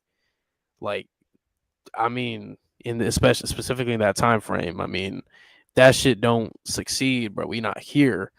The fact that he held it for 1,400 days, the fact that with him being champion, he headlined the first ever WrestleMania, like everything that I'm going to tell you guys is just sheer impact that was on the back of Hulk Hogan, bro. Like, the man headlined the first WrestleMania as WWE champion. I'm talking about that tag team match, that fucking tag team match at Mania. He main evented WrestleMania as WWE champion 4 times. Pretty sure the only person that's done that is Roman Reigns. Like, that's some elite level shit. Obviously, when with Hogan as WWE champion, I mean, he's had some great feuds with Andre, with Macho, with Piper, with Warrior, and obviously with Paul Orndorff. Paul Orndorff. Orndorff! Say his name right. Fuck you. Paul Orndorff. Paul was arguably like the biggest heel on the fucking planet because of the elevation Hogan did with him. Not to mention, when I'm talking about it's just pure impact. I mean, the man was the first wrestler to be on Sports Illustrated, and he did that as WWE champion. He was on the cover of Sports Illustrated as WWE champion, and as WWF as WWF champion over the years. I know a lot of people also like to use the term buried with Hogan a lot, but Hogan also had to work with scraps. I mean, the names he's had to work with, obviously, like Paul Orndorff, no disrespect to Paul Orndorff, but nowhere near Hogan, shouldn't be there. But Hogan elevated him. Another name, like they made him main event shows with Alpha. They made him main event shows with fucking Big Boss Man and Terry Funk and Respect fucking Boss Man and Terry Funk. Shut the fuck up, bitch. I ain't interrupt you. Respect Big Boss Man. I ain't fucking interrupt you. Don't interrupt me, motherfucker. Fuck you. I'll let you glaze, Cena. But he's main eventing people that are like not even on his level. But these guys are barely struggling to be mid card, and he's main eventing shows with the world title, like Big Boss Man, Terry Funk, and Hercules fucking Hernandez. I bet none of y'all know who the fuck he was, because I know who the fuck he was. But then you also look at the elevation with guys like Macho, like with guys like Paul Orndorff, or the Ultimate Warrior, making him undisputed WWF champion at WrestleMania 6. And again, when you look at the impact in the popularity he had, he was the most popular superstar until Stone Cold came along. Like in the 1980s, it's a proven fact. It is a proven fact. Hogan holds his record that in the 1980s, in the peak of him being WWE champion, he was the most requested celebrity to be interviewed by so many radio stations and news networks and all that shit. And him having some of the biggest moments in history, like main event of WrestleMania 1, like him slamming Andre, like him being in the main event of WrestleMania 6 for the undisputed WWE championship. Like in the very beginning, he was part of those moments. And Hogan, as much as we like to praise Brett, Hogan very much so worked with a lot of scraps before a lot of the guys blew up into the potential that we knew they had. But Hogan had to work with scraps, and he climbed his way up to being a global phenomenon. And when you look at the degree of difficulty it was in, like, it's insane work. So Hogan is my number one for all them reasons. What about Macho? Macho is nowhere near Hogan. Can we please stop with that revisionist history shit? Macho was, I'm sorry, I love Macho. I think Macho's a better talent than Hogan. He don't hold a candle to Hogan. All due respect. He don't. I'm sorry. Let's just all be realistic. Like, stop with this revisionist history. Macho cannot carry the company like Hogan did. Macho can't take the WWF out of the fucking quicksand it was in like Hogan did. I'm sorry. As much as we love Macho, he ain't Hogan. Never will be Hogan. So let's cut that out. That's where I kind of disagree with you. I don't disagree with you. Macho could not have done what Hogan did, but in terms of him carrying the company, Hogan missed like a year, and they gave Macho the title. They weren't as popular with Hogan, but I don't think they missed a beat. Macho was great. Yeah, I don't think they missed that 92 rating. When you look at the run Hogan had in the beginning, do you think Macho Man could take him out of the bullshit they were in when Hogan won in '84? That's what I mean. That's what I mean.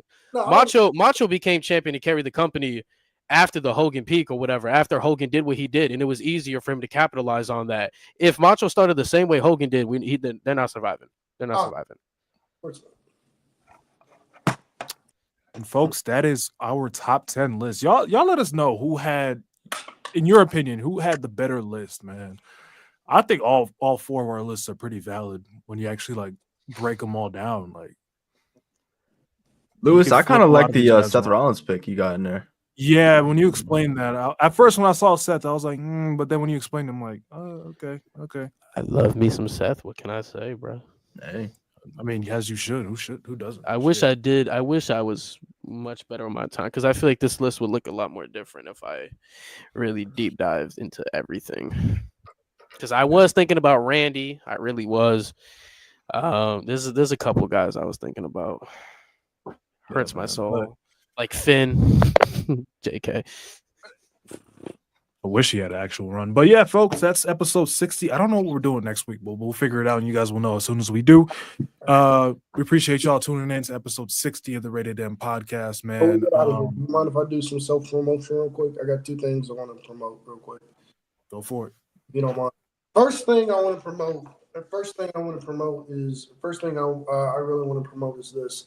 For those of you that don't know, I need you guys to subscribe to the Big Fight Field YouTube channel.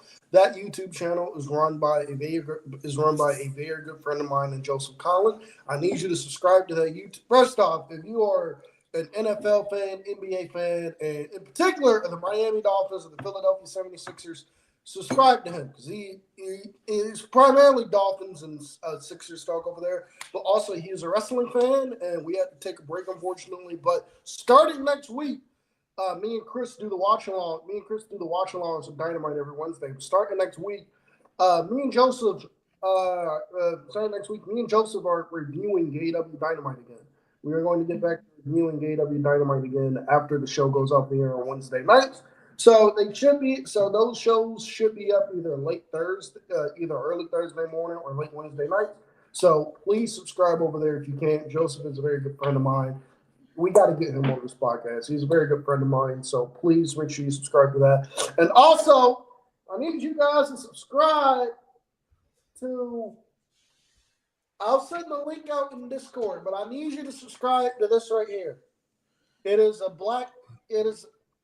You see a yellow Simpsons character.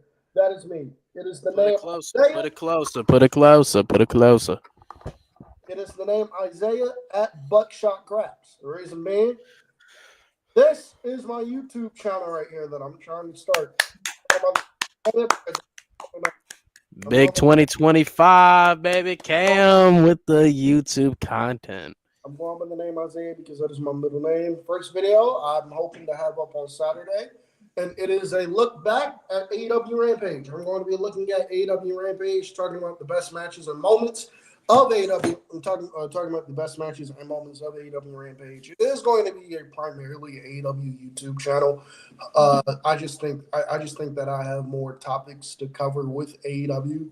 Rather than WWE. I think I have a lot more topics that I haven't seen people get into with AEW that I would like to get into. So it's going to be primarily AEW-related content. So if that interests you, please subscribe. We got some great stuff coming up. I have the AEW Rampage video coming up. I have a look at the AEW 4 Pillars coming up. I have a look